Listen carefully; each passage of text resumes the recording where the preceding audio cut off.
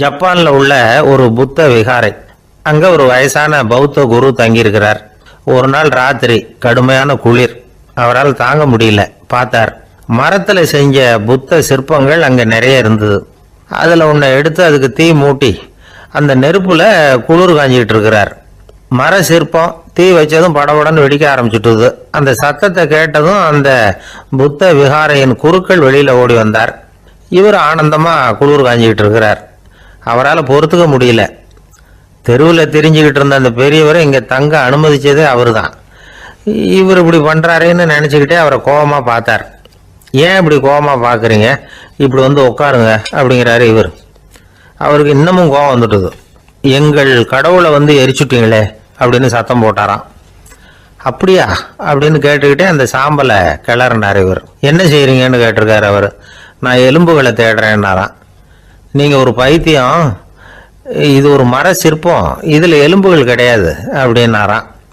அவருக்கு கோபம் வந்துட்டுது. உடனே வெளியில் போங்கன்னு கத்தியிருக்கார். வெளியில் தள்ளி கதவையும் சாத்தி விட்டாராம்.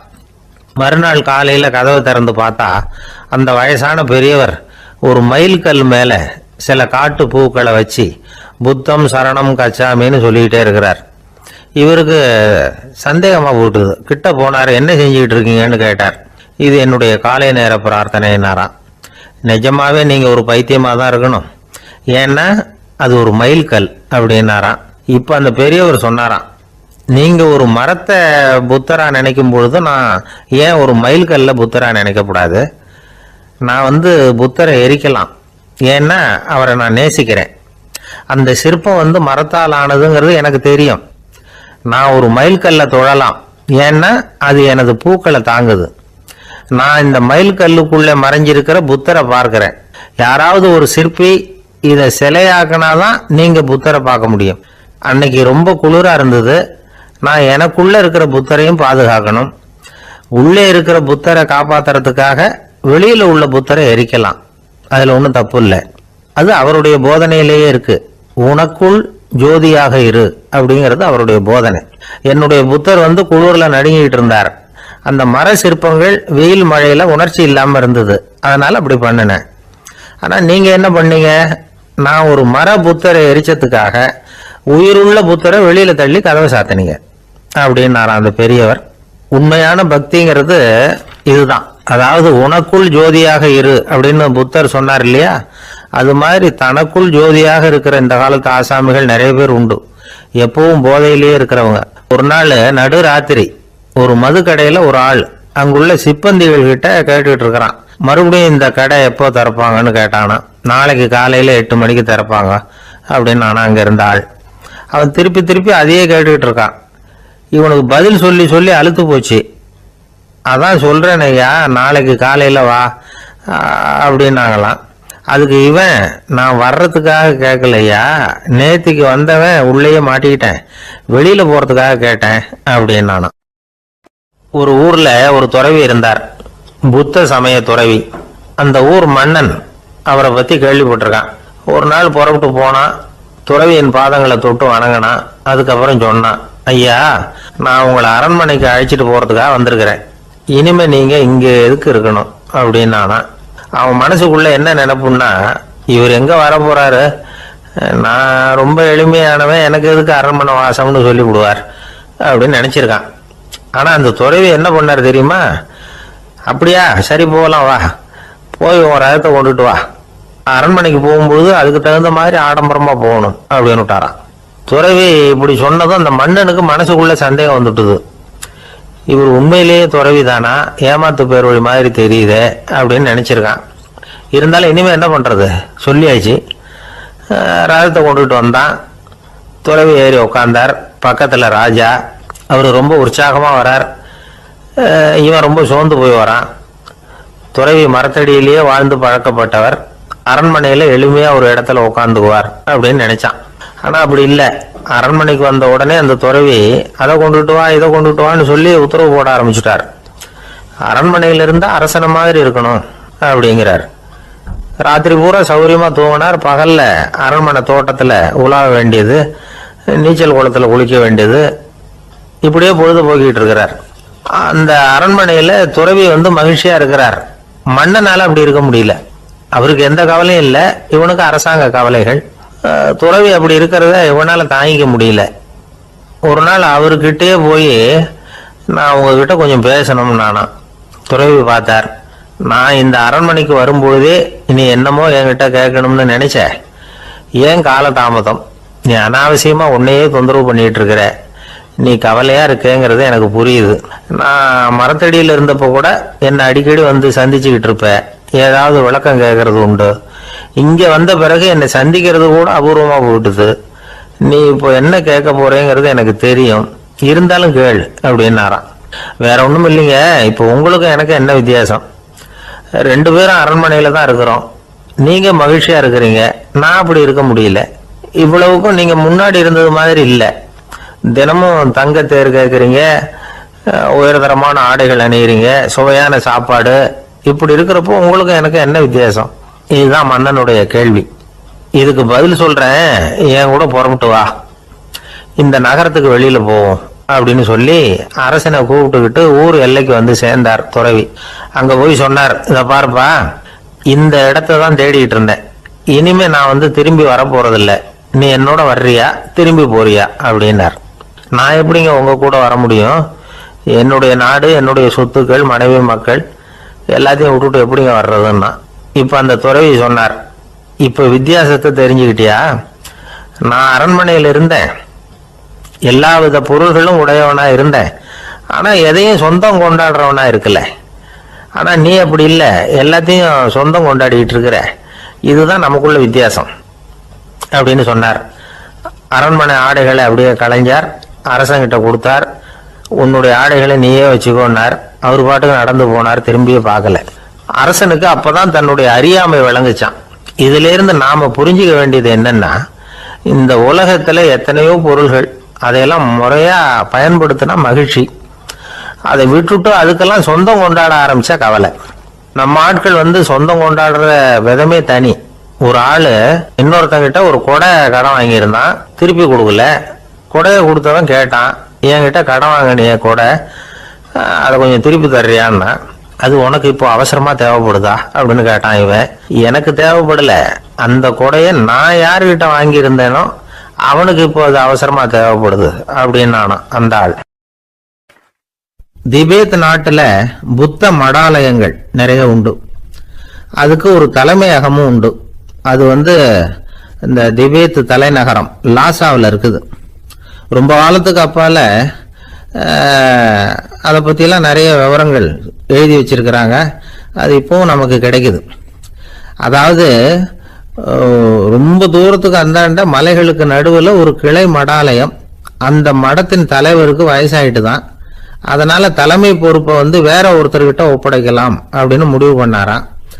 உடனே ஒரு லாமாவை கூப்பிட்டார். அவர் மூலமா தலைமை மடாலயத்துக்கு செய்தி அனுப்புனார், பொருத்தமான வாரிசு ஒருத்தரை அனுப்பி வைக்கும்படியாக. அந்த வாலிப லாமா புறப்பட்டார். காடு மேடெல்லாம் நடந்து போறார். ரொம்ப நாள் கழிச்சு தலைமை பீடத்தை அடைஞ்சார். தலைமை குரு கிட்ட விவரத்தை சொன்னார். தகுதியான ஒருத்தரை அனுப்பி வச்சா அழைச்சிட்டு போறேன் அப்படின்னார். சரி, நாளைக்கு காலையில் நீங்க அவங்க எல்லாரையும் அழைச்சிட்டு போகலாம்னார் அவரு. அவங்க எல்லாரையுமா? அங்க தேவைப்படுறது ஒருத்தர் தானே அப்படின்னார் இவர். ஆமான்னார். அப்புறம் ஏன் எல்லாரையும் அழைச்சிட்டு போக சொல்றீங்கன்னார். அது இப்போ உனக்கு புரியாது.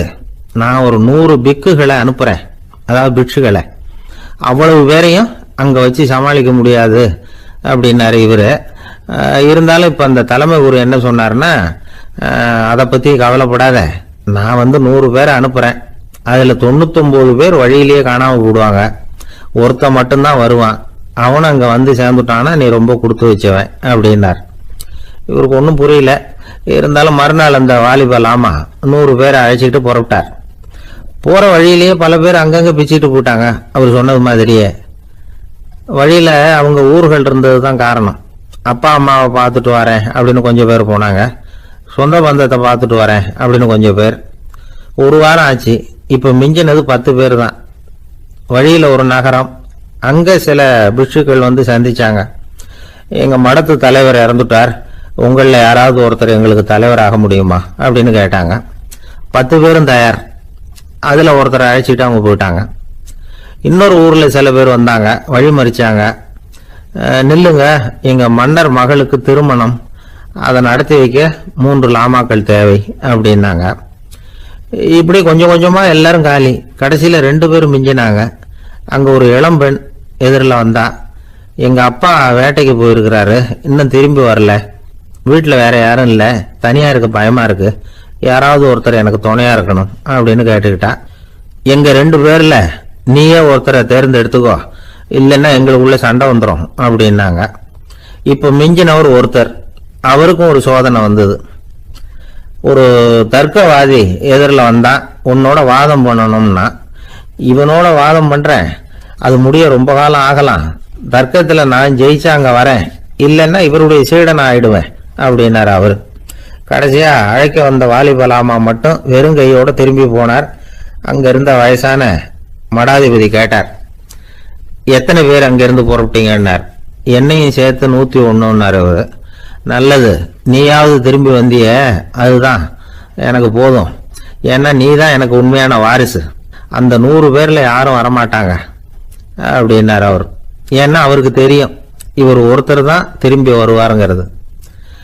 திபேத்தில் ஒரு பழங்கால பழமொழி உண்டாம், 100 பேர் செல்லலாம், எப்பொழுதாவது ஒருவன் அபூர்வமாக அடைய வேண்டிய இடத்தை அடைவான். இதுதான் அந்த பழமொழி. ஒரு உன்னதமான இலக்கை அடையணும்னா அது அவ்வளவு சுலபமான காரியம் இல்லை. இந்த காலத்து மடாலயம் ஒன்று, அதில் ஒரு தலைவர், அவருக்கு வயசாயிட்டது, தனக்கு ஒரு வாரிசை நியமிக்கணும் அப்படின்னு ஆசைப்பட்டார். ரொம்ப கஷ்டப்பட்டு ஒருத்தரை பிடிச்சார், தனக்கு வாரிசா நியமிச்சுட்டு அவர் சமாதி ஆயிட்டார். புதுசா பொறுப்பேற்றுக்கிட்டவர் அப்படியே உட்காந்துருந்தாரு. அவரை தேடிட்டு பத்திரிகை நிருபர்கள்லாம் வந்தாங்க, கேட்டாங்க. அவர் உங்க பொறுப்புல அவர் பெரியவர் விட்டுட்டு போன இது எவ்வளவு சுமாரா தேரும், எவ்வளவு விட்டுட்டு போனார் அப்படின்னு கேட்டிருக்கிறாங்க. அது என்ன ஒரு 50 லட்சம் இருக்கும் அப்படின்னாராம். அவ்வளவும் பணமா அப்படின்னு கேட்டிருக்காங்க. இல்லைங்க, கடன் அப்படின்னாராம் இவர். ஒரு ஜென் துறவி, அவருக்கு ரொம்ப வயசாயிட்டது, கடைசி காலம், நண்பர்களெல்லாம் கூப்பிட்டார். நண்பர்களே, நான் வித்தியாசமான முறையில் சாகணும்னு ஆசைப்படுறேன், அதுக்கு ஏதாவது யோசனை சொல்லுங்களேன் அப்படின்னு கேட்டாராம். நண்பர்கள் சிரிச்சாங்க. என்ன பேச்சு பேசுறீங்க, சாவறதுங்கிறது என்ன விளையாட்டு கத்தனமான காரியமா அப்படின்னு கேட்டிருக்காங்க. அந்த துறவி கொஞ்ச நேரம் யோசனை பண்ணார். அப்புறம் கேட்டாராம், இதுவரைக்கும் யாராவது நடந்துக்கிட்டே இறந்துருக்குறாங்களா அப்படின்னாராம். எல்லாரும் இல்லைன்னாங்களாம். ஒருத்தர் மட்டும் சொல்லியிருக்கார், அப்படியும் ஒருத்தர் இறந்துருக்கிறதாக ஒரு கதையில் படிச்சிருக்கிறேன், ஒரு ஞானியால் தான் அப்படியெல்லாம் செய்ய முடியும் அப்படின்னு அவர் சொன்னாராம். சரி, அப்படின்னா அந்த முறை நமக்கு வேணாம், நின்றுக்கிட்டே யாராவது உயிரை விட்டுருக்காங்களா அப்படின்னு விசாரிச்சாராம். அப்படியும் ஒருத்தர் இறந்துருக்கிறார் அப்படின்னாங்களாம். மறுபடியும் அந்த துறவி யோசனை பண்ணியிருக்கிறார், ஏதாவது வித்தியாசமான முறையில் நாம் போகணும் அப்படிங்கிறது அவருடைய விருப்பம். மனிதன் எப்படி வாழ்கிறானோ அப்படி இறப்பது தான் நல்லது. சரி, யாராவது தலைகீழாக யோகம் செய்யும் நிலையில் இறந்துருக்கிறாங்களா அப்படின்னு விசாரிச்சாராம். நண்பர்கள் சிரித்தாங்க. தலைகீழாக நின்னபடி இறந்ததாக நாங்கள் கேள்விப்பட்டதே இல்லை, அது முடியாத காரியம் அப்படின்னு இருக்காங்க. இப்போ அந்த துறவிக்கு திடீர்னு உற்சாகம் வந்துட்டுது. உடனே எழுந்திரிச்சார், தலைகீழாக நின்னார், அப்படியே உயிரை விட்டுட்டார்.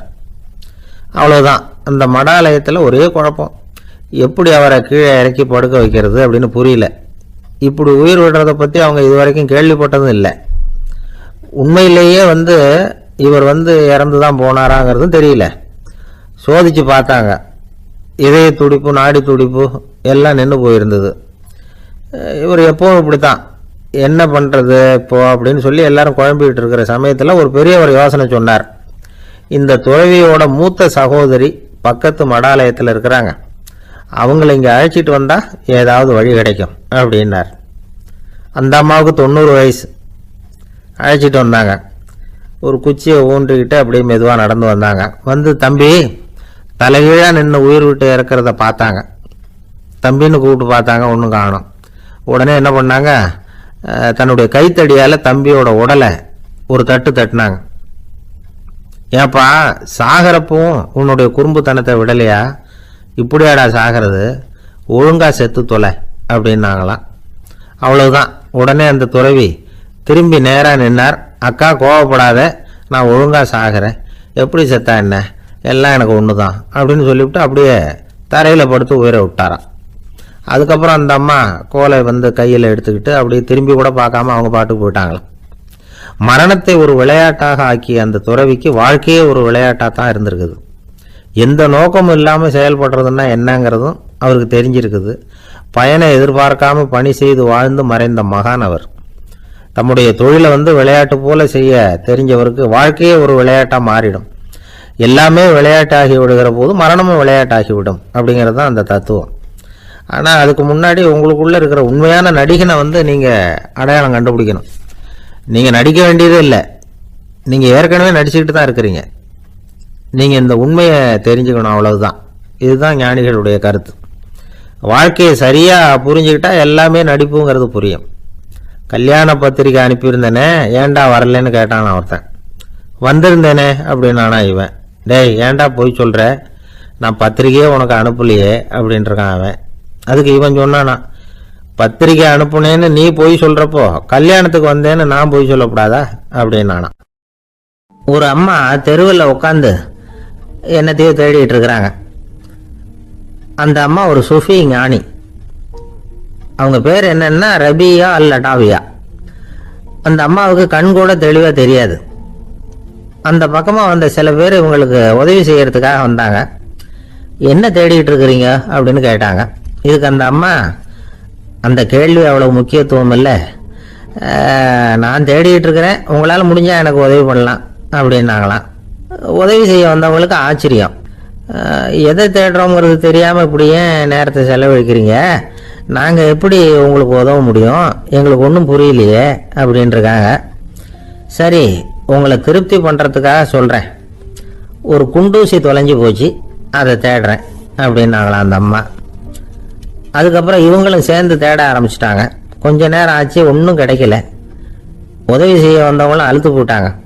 அப்புறம் கேட்டாங்க, பாருங்கம்மா, இது ரொம்பவும் பெரிய தெரு, அகலமான தெரு, அதனால் குறிப்பாக நீங்கள் எந்த இடத்துல அந்த குண்டூசியை தொலைச்சிங்க அதை சொல்ல முடியுமான்னாங்களாம். இதுக்கு அந்த அம்மா, நீங்கள் மறுபடியும் அர்த்தமில்லாத கேள்வி கேட்குறீங்க, உங்கள் கேள்விக்கும் நான் தேடுறதுக்கும் என்ன சம்மந்தம்னாங்களாம். இதை கேட்டதும் அவங்க ஒரு மாதிரி ஆயிட்டாங்க. என்னம்மா நீங்கள் பைத்தியம் மாதிரி பேசுகிறீங்க அப்படின்னாங்களாம். சரி, உங்களை மறுபடியும் திருப்திப்படுத்துறதுக்காக சொல்கிறேன், அதை நான் வந்து எங்கள் வீட்டில் தொலைச்சிட்டேன் அப்படின்னாங்களாம். அப்புறம் எதுக்காக இங்கே வந்து தேடிட்டு இருக்கிறீங்க அப்படின்னு கேட்டிருக்காங்க. ஏன்னா இங்கே தான் வெளிச்சம் அதிகமாக இருக்குது, அங்கே வீட்டுக்கு உள்ளே இருட்டாக இருக்குது, அதனால் இங்கே வந்து தேடுறேன், வெளிச்சம் உள்ள இடத்துல தானே தேட முடியும் அப்படின்னாங்களாம் அந்த ஞானி. இந்த கதைக்கு என்ன அர்த்தங்கிறத பெரியவங்க சொல்கிறாங்க. அதாவது இந்த தேடுதல்ங்கிறது ஒரு வியாதி. அது வந்து நம்ம வந்து சதா அலைய வைக்கும், பைத்தியமாக மாற்றுறதுக்கு முயற்சி பண்ணோம். ஒரு காலம் வந்து அது நிறைவு அடையவே அடையாது. வாழ்வுங்கிறது ஒரு புரிந்து கொள்ள முடியாத சதா இயங்கி கொண்டிருக்கிற ஒரு செயல். அதுக்கு ஆரம்பமும் இல்லை, முடிவும் கிடையாது. எதையோ தேடணும் அப்படிங்கிற உந்துதல் நமக்குள்ளே இருக்கும், ஆனால் குறிப்பாக எதை தேடிட்டு இருக்கிறோம் அப்படிங்கிறது புரியாது. அப்படி ஏதாவது ஒன்றை தேடி அடைஞ்சிடுறோம்னு வச்சுக்கோங்க, உடனே ஒரு அதிருப்தி வந்துடும். அதனால் வாழ்க்கைங்கிறது சலிப்பு நிறைந்தது அப்படிங்கிற எண்ணத்தை உண்டாக்கிக்கிறோம். ஒன்று அடைஞ்சதுக்கு அப்புறம் இன்னொன்று தேட ஆரம்பிச்சிருவோம். ஆக இந்த தேடல்ங்கிறது நாம் ஒன்று அடைஞ்சாலும் அடையாவிட்டாலும் தொடர்ந்து நடந்துக்கிட்டு தான் இருக்கும். இதுக்கு முடிவே கிடையாது. இந்த உண்மையை நாம் நல்லா புரிஞ்சுக்கணும் அப்படிங்கிறது பெரியவங்களுடைய கருத்து. ஏழையும் தேடுறான், பணக்காரனும் தேடுறான், நோயாளியும் தேடுறான், நோய் இல்லாதவனும் தேடுறான், அதிகாரம் உள்ளவனும் தேடுறான், அதிகாரம் இல்லாதவனும் தேடுறான், முட்டாளும் தேடுறான், அறிவாளியும் தேடுறான். ஆனால் யாரும் இதை தான் தேடி சாதிக்க போகிறோம், இதுதான் முடிவு அப்படின்னு திட்டவட்டமாக சொன்னதில்லை. ஒன்று அடைஞ்சதும் இன்னொன்று தேட ஆரம்பிச்சிடுறாங்க, அவ்வளோதான். அதாவது உங்களின் தேடுபவர் உங்கள் உள்ளேதான் இருக்கிறார், அவரை தேடி கண்டுபிடியுங்கள். இதுதான் ஞானிகள் நமக்கு சொல்லுகிற ஒரு ஆலோசனை. நம்மால் ஒருத்தன் ஜெயிலில் இருந்தான். இன்னொரு கைதி அவனை பார்த்து கேட்டான், ஏன்பா உன்னை பார்க்கறதுக்கு வெளியிலேருந்து யாருமே இங்கே வர்றது இல்லையே, உனக்கு சொந்தக்காரங்களே கிடையாதா அப்படின்னு கேட்டானா. ஏன் இல்லை, எனக்கு சொந்தக்காரங்க நிறைய பேர் உண்டு, அவங்க என்னை பார்க்க வராததுக்கு காரணம் வேற அப்படின்ட்டுருக்கான் இவன். என்ன காரணம்னு கேட்டான் அவன். அதுக்கு இவன் சொன்னானா, அதுக்கு என்ன காரணம்னா அவங்க எல்லாரும் இங்கே உள்ளேயே இருக்கிறாங்க அப்படின்னானா. ஒரு ஊர்ல ஒரு குரு இருந்தார், ஜென் குரு. அவரை தேடிட்டு ஒரு மன்னர் வந்தார். வந்தவர் ஜப்பான் மன்னர். தோட்டக்கலையை பத்தி தெரிஞ்சுட்டு போறதுக்காக அவர் வந்தார். எப்படி தோட்டம் அமைக்கிறது அப்படிங்கறத பத்தி அந்த குரு விவரமா சொல்லி கொடுத்தாரு. ஒரு நாள் 2 நாள் இல்ல, 3 வருஷம் கத்து கொடுத்தார். அதுக்கப்புறம் சொன்னார், நான் கத்து கொடுத்துட்டேன், இனிமே நீங்க போகலாம், போய் தோட்டம் அமைக்கலாம், அதுதான் உங்களுக்கு பரிசை. தோட்டம் அமைச்ச பிறகு சொல்லி அனுப்புங்க, நான் வந்து பார்க்கறேன். நீங்க இங்க என்னவெல்லாம் கத்துக்கிட்டீங்களோ அதையெல்லாம் அங்க செயல்முறையில செஞ்சு காட்டுங்க அப்படின்னு சொல்லி அனுப்பி வச்சார். மன்னர் போனார். அரண்மனைக்கு பக்கத்திலேயே ஒரு பெரிய தோட்டத்தை உண்டு பண்ணினார். அழகான மரங்களையும் செடிகளையும் உருவாக்கினாரு.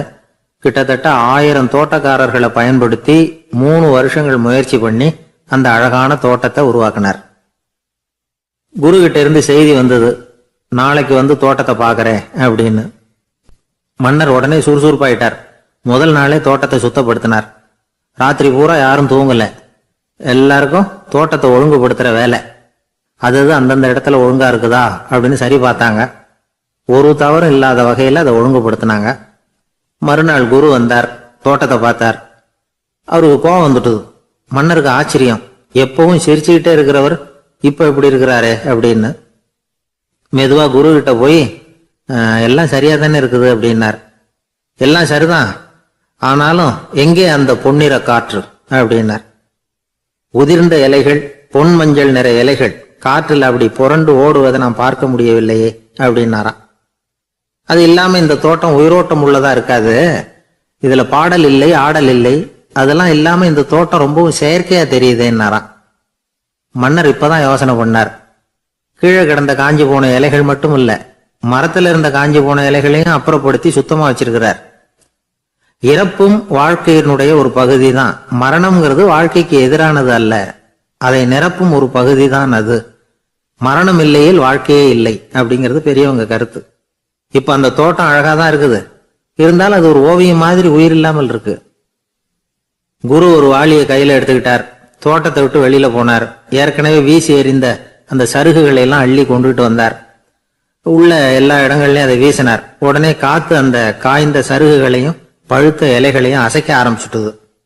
இப்போ அங்க சலசல சத்தம், சங்கீதம், இலைகளின் நடனம். ஓவியம் மாதிரி இருந்த அந்த தோட்டத்துக்கு இப்ப உயிர் வந்துட்டுது. இதுதான் அந்த பொன்னான காற்று அப்படின்னாராம் குரு. மன்னருக்கு புரிஞ்சுது. மிகப்பெரிய ஜென் கேள்வி ஒன்று உண்டு. உம்மான் அப்படிங்கிற ஒரு பெரிய குருவை பார்த்து துறவி ஒருத்தர் கேட்டாராம், இலைகள் எல்லாம் கீழே விழுந்து மரங்கள் மொட்டையாக இருக்கும் பொழுது என்ன நடக்கும்? இதுதான் கேள்வி. இதுக்கு உம்மான் சொன்ன பதில் பொன்னான காற்று, தி கோல்டன் விண்ட் அப்படின்னாராம். இதுக்கு என்ன விளக்கம்னா, உன்னுடைய எண்ணங்கள் எல்லாம் உன்னுடைய மனசிலிருந்து கீழே விழுந்து உனது உள்ளுணர்வானது மொட்டையாக நிற்கும் நிலைதான் அது. உனது வேர்களின் அருகில் காற்று வீசுகிறது. எல்லா எண்ணங்களும் உன்னிலிருந்து வெகு தூரத்துக்கு புரண்டு கொண்டே சென்று விடுகிறது. நீ அவற்றை கடந்து விட்டால் நீ அவைகளுக்கெல்லாம் மேலெழுந்து கீழே பார்ப்பவனைப் போல நிற்க ஆரம்பித்து விடுவாய். அதுதான் தியானம் என்பது அப்படின்னு சொல்றாங்க. தியானம்ங்கிறது எண்ணத்துக்கு எதிரானது இல்ல, தியானம்ங்கிறது எண்ணங்களை கடந்து செல்வதுதான். அதுக்கப்புறம் நாம பொன்னிற காற்றுல ஆட ஆரம்பிச்சிருவோம். இதுதான் பெரியவர்கள் சொல்றது. என்கிட்ட ஒருத்தர் தோட்டம் அமைக்கணும்னு யோசனை கேட்டு வந்தார். எல்லாம் சொல்லி கொடுத்தேன்.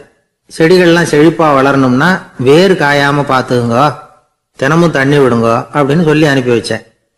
1 மாசம் கழிச்சு ஒரு தோட்டத்தை பாக்குறதுக்காக போனேன். போய் பார்த்தா எல்லா செடியும் வாடி கிடக்குது. என்னங்க இப்படி பண்ணிவிட்டீங்கன்னு. நீங்க சொன்னபடிதான் செஞ்சேன்னார். என்ன செஞ்சீங்கன்னு கேட்டேன். வேறு காயாம பார்த்து சொன்னீங்க, தினமும் ஒரு தடவை எல்லா செடியையும் ஒவ்வொன்னா புடுங்கி பார்த்து வேறு காயாம இருக்கா அப்படின்னு பார்த்துட்டு அதுக்கப்புறம் தண்ணி பாய்ச்சனே, அவ்வளவுதான் அப்படின்னார். ஒரு ஊர்ல ஒரு பெரியவர் இருந்தார். அவர் ஒரு குரு. அவர் தொடர்ந்து தியான கூட்டங்கள் நடத்துவார். அந்த கூட்டத்துல கலந்துக்கிறதுக்காக பல ஊர்கள்ல இருந்து சீடர்கள் நிறைய பேர் வருவாங்க போவாங்க. ஒரு நாள் அங்க கூட்டம் நடந்துகிட்டு இருக்குது. அந்த சமயத்துல சீடர்கள்ல ஒருத்தன் என்னத்தையே திருடி விட்டான். மற்ற சீடர்கள் அதை கவனிச்சுட்டாங்க. இவன் ஆப்பிட்டுக்கிட்டான். கூட்டம் முடிஞ்ச பிற்பாடு இவன் திருடின விஷயத்த அந்த பெரியவர்கிட்ட போய் சொன்னாங்களாம். அவர் கவனத்துக்கு கொண்டுகிட்டு போனாங்க.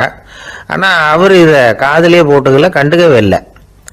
போய் சொன்ன சீடர்களுக்கெல்லாம் ஏமாத்தமா போயிட்டுது. என்ன இது, இவ்வளவு தூரம் நாம கண்டுபிடிச்சு போய் சொல்றோம், அவரு கண்டுக்கவே மாட்டேங்கிறாரே அப்படின்னு ஒரு மாதிரி ஆயிட்டாங்க. இருந்தாலும் அதை பத்தி ஒண்ணுமே சொல்லிக்கல, பேசாம இருந்துட்டாங்க. கொஞ்ச நாள் ஆச்சு. அதே ஆளு மறுபடியும் ஒரு திருட்டுல மாட்டிக்கிட்டான். சீடர்கள் மறுபடியும் அந்த குரு கிட்ட விஷயத்த சொன்னாங்க. அவர் அப்பவும் வழக்கம் போல சும்மாவே இருந்துட்டார். இவர் இப்படி இருக்கிறத பார்த்ததும் அந்த சீடர்களுக்கு கோபம் வந்துட்டுது. உடனே அந்த சீடர்கள்லாம் ஒன்று கூடி பேசினாங்களாம். எல்லாருமா சேர்ந்து ஒரு விண்ணப்பம் தயார் பண்ணாங்க. அதை குருநாதர்கிட்ட கொண்டுட்டு போய் கொடுத்தாங்க. அந்த விண்ணப்பத்தில் இவங்க என்ன எழுதியிருக்கிறாங்க தெரியுமா? குருநாதர் அவர்களே, உடனே திருடனவன் மீது சட்ட நடவடிக்கை எடுக்கணும். நீங்கள் அப்படி அவனை இங்கே சேர்க்கக்கூடாது. நீங்கள் சேர்த்தீங்கன்னா நாங்கள் இங்கே இருக்கிறத பற்றி யோசிக்க ஆரம்பிச்சிருவோம். அவனை இந்த மடத்தை விட்டே துரத்தி பண்ணணும். நீங்கள் அவனை வெளியில் அனுப்புங்க, இல்லைன்னா நாங்கள் அத்தனை பேரும் வெளியில் போயிடுறோம். இப்படி தான் அந்த விண்ணப்பத்தில் எழுதியிருக்கிறாங்க. குரு அந்த விண்ணப்பத்தை வாங்கி படித்து பார்த்தார். அதுக்கப்புறம் அதை எழுதின அத்தனை பேரையும் கூப்பிட்டாரு. எல்லாரும் இப்படி வாங்கன்னாரு. வந்தாங்க. இப்படி என் எதிரில் உட்காருங்கன்னார். உட்காந்தாங்க. அப்புறம் சொன்னார், இதை பாருப்பா, நீங்கள் எல்லாரும் புத்திசாலிகள். உங்களுக்கு எது நல்லது எது கெட்டதுங்கிறது நல்லா தெரியும். நீங்கள் மேற்கொண்டு ஏதாவது படிக்கணும்னு நினச்சா வேற எங்கே வேணும்னாலும் போகலாம். அதுக்கு நான் தடை சொல்ல மாட்டேன். ஆனால் உங்களால் குற்றம் சாட்டப்பட்ட அவன் இருக்கானே, அவன் எப்படின்னா அவனுக்கு எது நல்லது எது கெட்டதுங்கிறதெல்லாம் தெரியாது. அதனால தான் திருடுறான். நீங்கள் சொல்கிறது மாதிரி அவனை அடித்து துரத்தி போடுறோம்னு வச்சுக்கோங்க, அவனுக்கு எப்படி நல்லது கெட்டது தெரியும்? அவனுக்கு அதை யார் சொல்லி கொடுக்கறது? அதனால் இங்கேயே இருக்கட்டும், அதுதான் சரி. இதுக்காக நீங்கள் எல்லாரும் என்னை விட்டுட்டு போனாலும் சரி, அவனை நான் விரட்ட மாட்டேன் அப்படின்னு விட்டாரான். இவ்வளவையும் திருடனை அந்த சீடன் கேட்டுக்கிட்டே இருந்திருக்கான். அவன் கண்களில் கண்ணீர். அப்படியே எழுந்திரிச்சு வந்தான். குரு காலில் விழுந்தான். அவன் கண்ணீரில் அவனது தீமை கழுவப்பட்டது அப்படிம்பாங்க. அதாவது சீடர்களுக்கு அந்த குருவோட பெருமை அப்பதான் புரிஞ்சுதான். ஒரு நல்ல ஆசிரியர் இருக்காருன்னு வச்சுங்க, நல்லா படிக்கிற பையனுக்கு தான் பாடம் சொல்லி கொடுப்பேன்னா அது என்ன பெரிய விஷயமா? மோசமா படிக்கிறவனையும் மாத்தி காட்டுறேங்கிறது தான் பெருமை. இந்த காலத்து குரு ஒருத்தர் ஒரு ஆசிரமம் வச்சு நடத்திட்டு வந்தார். நிறைய பேர் தினம் வருவாங்க போவாங்க. ஒரு நாள் ஒருத்தன் வந்தான். அந்த குரு முன்னாடி போய் நின்னான். ஐயா, என்ன உங்க சீடனா ஏத்துக்கணும்னா. அந்த குரு நிமிர்ந்து பார்த்தார். உன்னுடைய நோக்கம் என்னன்னு கேட்டார். ஐயா, உங்ககிட்ட கொஞ்ச நாள் இருந்தேன்னா நல்ல பழக்க வழக்கங்களை கற்றுக்கலாம். அதுக்கப்புறம் வெளியில் போய் ஒரு நல்ல தொழில் தொடங்கி வாழ்க்கையில் முன்னுக்கு வரணுங்கிறது தான் என்னோட நோக்கம் அப்படின்னா. நீ சொல்கிறது சரி, ஆனால் உன்னால் இங்கே நல்ல பழக்க வழக்கங்களை கற்றுக்க முடியலன்னு வச்சுக்கோ, அப்போ என்ன பண்ணுவேன் அப்படின்னு கேட்டார் அவர். அப்படி ஆச்சுன்னா என்ன, உங்களை மாதிரியே ஒரு ஆசிரமம் ஆரம்பித்து அதுக்கு குருவாக இருந்துட்டு போகிறேன் அப்படின்னு நானும். ஒரு சீன தேசத்து அரசர் இருந்தார். அவருக்கு வயசாயிட்டுது. அவருக்கு அடுத்தபடியாக அவருடைய புள்ள பட்டத்துக்கு வரணும், ஆட்சி பொறுப்பை ஏற்றுக்கணும். ஒரு நல்ல தலைவனுக்கு இருக்க வேண்டிய பண்புகள்லாம் தன்னுடைய மகனுக்கு இருக்கணும்னு விரும்பினார் அந்த அரசர். அதனால இளவரசனை பக்கத்தில் இருந்த ஒரு குரு கிட்ட அனுப்புனார். இளவரசன் அவர்கிட்ட போய் சேர்ந்தான். அந்த குரு என்ன பண்ணார் தெரியுமா? இவனை பார்த்து சொன்னார், இதை பாருப்பா, நீ என்ன பண்ற, இப்பவே பக்கத்தில் இருக்கிற காட்டுக்கு போ, நடு காட்டில் போய் ஒரு இடத்துல உட்காந்துக்கோ. அங்கே என்னென்ன சத்தம்லாம் உன் காதில் விழுதுன்னு கவனிச்சு கேளு. உன் காதில் விழுந்த ஓசைகள் என்னென்னங்கிறத என்கிட்ட சொல்லு, அதுதான் எனக்கு தெரியணும், உனக்கு வேலையும் அதுதான் அப்படின்னு சொல்லி அனுப்பி வச்சுட்டார். இளவரசன் காட்டுக்கு போனான். குரு சொன்னபடியே ஒரு இடத்துல உட்காந்து கவனிச்சு கேட்டான். அதுக்கப்புறம் குரு கிட்ட திரும்பி வந்தான். என்னென்ன சத்தம்லாம் கேட்ட அப்படின்னு கேட்டார் குரு. குருவே, காட்டுல நான் பறவைகள் சத்தம்லாம் கேட்டேன், மிருகங்களின் ஓசையையும் கேட்டேன், இதை தவிர இடி மின்னல் மழை இதுகளோட சத்தத்தையும் கேட்டேன் அப்படின்னா.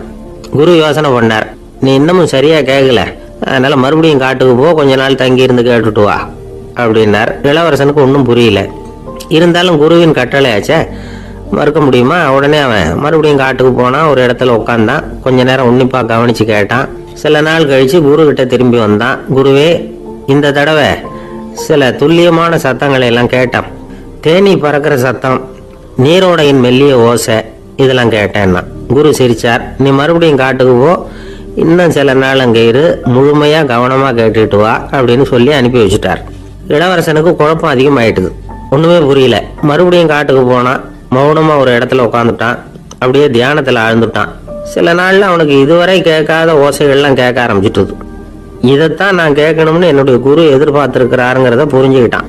உடனே குரு கிட்ட ஓடனான். குருவே, இந்த தடவை காதுகளுக்கு கேட்க முடியாத சில ஓசைகளை கூட என்னால உணர முடிஞ்சுது. பூ மலருகிற ஓசை, சூரியனால பூமி சூடாகிறப்போ எழுகிற ஓசை, காலை பனித்துளி இந்த புல்லுலாம் குடிக்கிற ஓசை, இது எல்லாம் என்னால் நல்லா கேட்க முடிஞ்சுது அப்படின்னா. குருவுக்கு இப்போதான் திருப்தி ஏற்பட்டுதான். இளவரசனை பார்த்து சொன்னார், இதை பாருப்பா, இப்போதான் நாட்டை ஆளுகிற தகுதி உனக்கு வந்திருக்குது அப்படின்னு சொல்லி அதுக்கு விளக்கமும் கொடுத்தாராம். எந்த அரசன் தன்னுடைய மக்களின் இதயம் பேசுகிற மௌன மொழியை மௌன வார்த்தைகளை கேட்கிறானோ அவன் தான் ஆள தகுதி உள்ளவன். எந்த அரசன் தன்னுடைய மக்களின் உணர்ச்சிகளை உண்மையா உணர்றானோ அவன் தான் முதன்மையான அரசன். போலி வார்த்தைகளை மட்டும் கேட்டுட்டு பல மௌன ராகங்களை காதில் வாங்கிக்காதவன் அரசனே இல்லை. எந்த நாட்டில் எப்போ ஒரு அரசன் தன்னுடைய மக்களின் உணர்ச்சிகளை கேட்க மறுக்கிறானோ அன்னையிலிருந்து அந்த நாடு அழிய தொடங்குது அப்படின்னு அர்த்தம். இதுதான் அந்த குரு இளவரசனுக்கு போதிச்சது. வாயால பேசுறத மட்டும் கேட்டு ஏமாறக்கூடாது, உணர்ச்சிகளையும் கேட்கறதுல தான் மனப்பக்குவம் உண்டாகும். மக்கள் உணர்ச்சிகளை புரிந்து கொள்ளாத அரசர்கள் நீடிச்சிருக்க முடியாது. அது மாதிரி நாடுகளில் அடிக்கடி குழப்பம் தான் உண்டாகும். அப்படி இருந்தா அடிக்கடி ஆட்சி மாறிக்கிட்டு இருக்கும். அப்படிப்பட்ட ஒரு தேசம், அங்க ஒரு சிறைச்சாலையில 3 கைதிகள் பேசிக்கிட்டு இருந்தாங்க. ஒருத்தன் சொன்னான், நான் இந்த நாட்டு ராஜாவை எதிர்த்து பேசிக்கிட்டு இருந்தேன், அதனால என்னை பிடிச்சி கொண்டாந்து இங்க போட்டுட்டாங்க அப்படின்னு நான் ஒருத்தன். இன்னொருத்தன் சொன்னான், நான் இந்த நாட்டு ராஜாவை ஆதரிச்சு பேசிக்கிட்டு இருந்தேன், அதனால என்னை பிடிச்சி கொண்டாந்து இங்க தள்ளி விட்டாங்க அப்படின்னா. அது சரி, நீ என்ன தப்பு பண்ண அப்படின்னு சொல்லி 3வது ஆளை பார்த்து இவங்க கேட்டாங்க. அதுக்கு அந்த ஆளு சொல்றான், நான் தான் இந்த நாட்டு ராஜா அப்படின்னா. பிரம்மத்தை அறிந்தவன் பிரம்மமாகிறான் அப்படின்னு ஒரு பெரியவர் பேசினார் ஒரு கோவில்ல. தைத்திரிய உபனிஷத்து அப்படி சொல்லுதான். இதை கேட்கும் பொழுது நமக்கு ஒரு சந்தேகம் வரும். அது எப்படி? பிரம்மத்தை அறிந்தவன் பிரம்மமாகிறான்னா, சிங்கத்தை அறிந்தவன் சிங்கமாகிறானா, தோசையை அறிந்தவன் தோசை ஆகிறானா? இப்படிப்பட்ட சந்தேகம் நமக்கு வர்றதுல ஒன்றும் ஆச்சரியம் இல்லை. இது இயற்கை. இதுக்கும் அந்த பெரியவரே பதில் சொல்றார். சிங்கம் வேற, நாம வேற. அதனால சிங்கத்தை அறிந்தவன் சிங்கமாக மாட்டான். ஆனா பிரம்மம் வேற, நாம வேற இல்லை. அதனால பிரம்மத்தை அறிந்தவன் பிரம்மமாகிறான் அப்படிங்கிறது அவரோட விளக்கம். மனிதன் அவன்தான் தான் பிரம்மங்கிறது தெரியாதனாலதான் அதை வேற எங்கேயோ தேடிட்டு இருக்கிறான். கடைசியில அது தான் தாங்கிறது புரிஞ்சுக்கிற பொழுது அவன் பிரம்மம் ஆயிடுறான். இதை விளக்கறதுக்கு ஒரு உபநிஷத்து கதையே இருக்கு. நமக்கு தெரிஞ்ச கதை தான், ஆனால் அதை வேற விதமான அர்த்தத்துல விளையாட்டா சொல்லிட்டு இருக்கிறோம். ஒரு சமயம் ஒரு 10 நண்பர்கள் ஒரு காட்டு வழியா போயிட்டு இருக்கிறாங்க. குறுக்க ஒரு நதி, அதை கடந்து அடுத்த பக்கம் போகணும். எல்லாரும் ஒரு வழியா கடந்து அடுத்த கரைக்கு போய் சேர்ந்துட்டாங்க. அங்க போய் சேர்ந்ததுக்கு அப்புறம் எல்லாரும் பத்திரமா வந்து சேர்ந்துட்டோமா அப்படின்னு தெரிஞ்சுக்கிறதுக்காக எண்ணி பார்க்கறான் அந்த கூட்டத்து தலைவன். அவங்க மொத்தம் 10 பேர். ஆனா அவன் எண்ணி பார்க்கறப்போ 9 தான் வருது. ஏன்னா அவன் தன்னை விட்டுட்டான். எதிரில் நிக்கிறவங்கள மட்டுமே எண்றான். ஐயோ 10வது ஆள் எங்கேங்கிறான், பதறான். சரி நீ இரு, நான் எண்ணி பார்க்கறேன்னு சொல்லிவிட்டு இன்னொருத்தன் வந்து என்றான். அவனும் தன்னை விட்டுட்டு என்றான். 9 தான் வருது. எல்லாரும் கொய்ய முருகனை கத்த ஆரம்பிச்சிட்டாங்க. அந்த சமயத்துல ஒரு பெரியவர் அந்த பக்கமா வர்றாரு. என்ன விஷயம்னு விசாரிக்கிறார். 10வது ஆளை 6 அடிச்சுட்டு போட்டுது அப்படின்னு சொல்லி இவங்க அழறாங்க. சரி அழாதீங்க அப்படின்னு சொல்லி அந்த தலைவனை பார்த்து இப்படி வாங்குறார். வர்றான். இப்ப எனக்கு முன்னாடி ஒரு தரம் எண்ணு பார்க்கலாம்ங்கிறார். 1 2 3ன்னு ஆரம்பிச்சு 9ல வந்து முடிக்கிறான். உடனே பெரியவர், நீ தான் அந்த 10வது ஆள் அப்படிங்கிறார். இது உண்மை. நாம தான் அது. நாம தான் நம்மளை வேற எங்கேயோ தேடிட்டு இருக்கிறோம். நாம எங்கேயோ தேடிட்டு இருக்கிறோமே, அந்த பிரம்மம் நாம தான். இப்படி ஒரு பெரிய உண்மையை விளக்கறதுக்காக தான் அப்படி ஒரு கதை சொல்லப்பட்டது.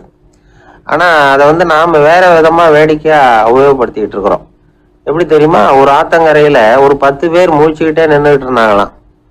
அந்த பக்கமா வந்த ஒருத்தன், ஏன் இப்படி மூழ்கிக்கிட்டு நிக்கிறீங்கன்னு கேட்டிருக்கிறான்.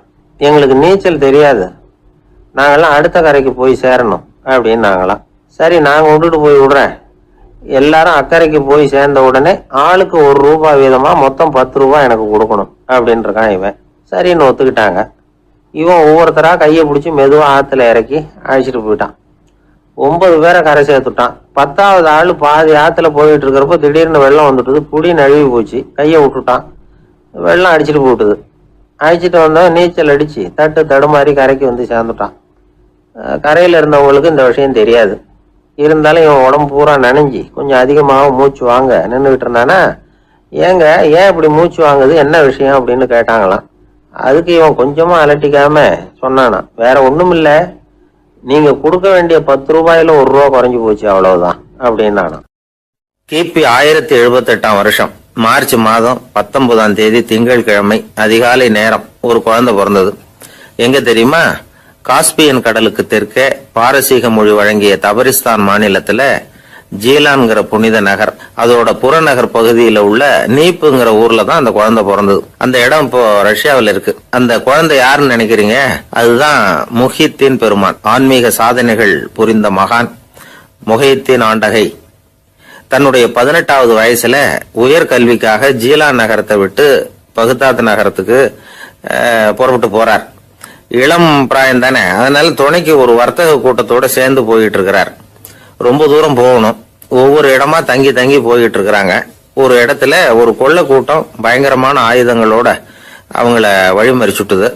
அந்த வர்த்தக கூட்டம் வச்சிருந்த பொருள்களை எல்லாம் அவங்க பறிச்சு விடுறாங்க. இவங்களும் பயந்துகிட்டு இருந்தது எல்லாத்தையும் அவங்க கிட்ட கொடுத்துடுறாங்க. முஹித்தீன் ஆண்டகை மட்டும் இதையெல்லாம் பார்த்துக்கிட்டு தனியா ஒதுங்கி நிக்கிறார். ஒரு 18 வயசு பையன் மட்டும் இப்படி தனியா அநாத சிறுவன் மாதிரி நின்றுட்டு இருக்கிறத அந்த கொள்ளை கூட்டத்துல இருந்த ஒருத்தன் பாக்குறான். கிட்ட நெருங்கி வர்றான். அலட்சியமாவும் கிண்டலாவும் உங்ககிட்ட ஏதாவது இருக்குதா அப்படின்னு கேக்குறான். இவங்கிட்ட என்ன இருக்க போகுது அப்படிங்கிற நம்பிக்கையில அவன் அப்படி கேக்குறான். உடனே இவரு ஓ இருக்குதே, என்கிட்ட 40 தீனார் இருக்கு அப்படிங்கிறார். இப்படி சொல்லியும் அந்த கொள்ளைக்காரனுக்கு நம்பிக்கை வரல. என்னடா விளையாடாத, பொய் சொல்லாத, உண்மையை சொல்லு அப்படிங்கிறான் அவன். உண்மையைத்தான் சொல்றேன், என்கிட்ட 40 தீனார் இருக்கு அப்படிங்கிறார் இவர். எங்க வச்சிருக்கிற அப்படின்னு கேக்குறான். சட்டையின் விழாப்புறத்துல உள்ள பகுதியில அதை வச்சு தச்சிருக்கிறாங்க அப்படின்னு உண்மையை சொல்றார். உடனே கொள்ளை கூட்ட தலைவன் அதை கத்தியால கீறிப்பார் அப்படின்னு உத்தரவு போடுறான். அந்த சட்டையை கிழிக்கிறாங்க. உள்ள இருந்து 40 பொற்காசுகளும் பொல பொலன்னு கீழே கொட்டுச்சு. அதை பார்த்த உடனே அந்த கொள்ளை கூட்ட தலைவன் மலைச்சு போய் நின்னுட்டான். காசை பார்த்துட்டு அவன் மலைச்சு போகல, பொய் பேசாத அந்த பையனோட நேர்மையை பார்த்துட்டு அவன் அப்படி நின்னான். மெதுவா அந்த பையன் கிட்ட வந்தான். ஏன்பா நீ என்ன பணக்கார குடும்பமா அப்படின்னு கேட்டான். அப்படிலாம் இல்ல, எனக்கு அப்பா இல்ல, அம்மா மட்டும்தான் உண்டு. எங்க அப்பா எனக்குன்னு விட்டு போன சொத்தே இந்த 40 தீனார் தான் அப்படின்னாரு இவர். அப்படி இருந்துமா உண்மை பேசணும்னு ஆசைப்பட்டேன்.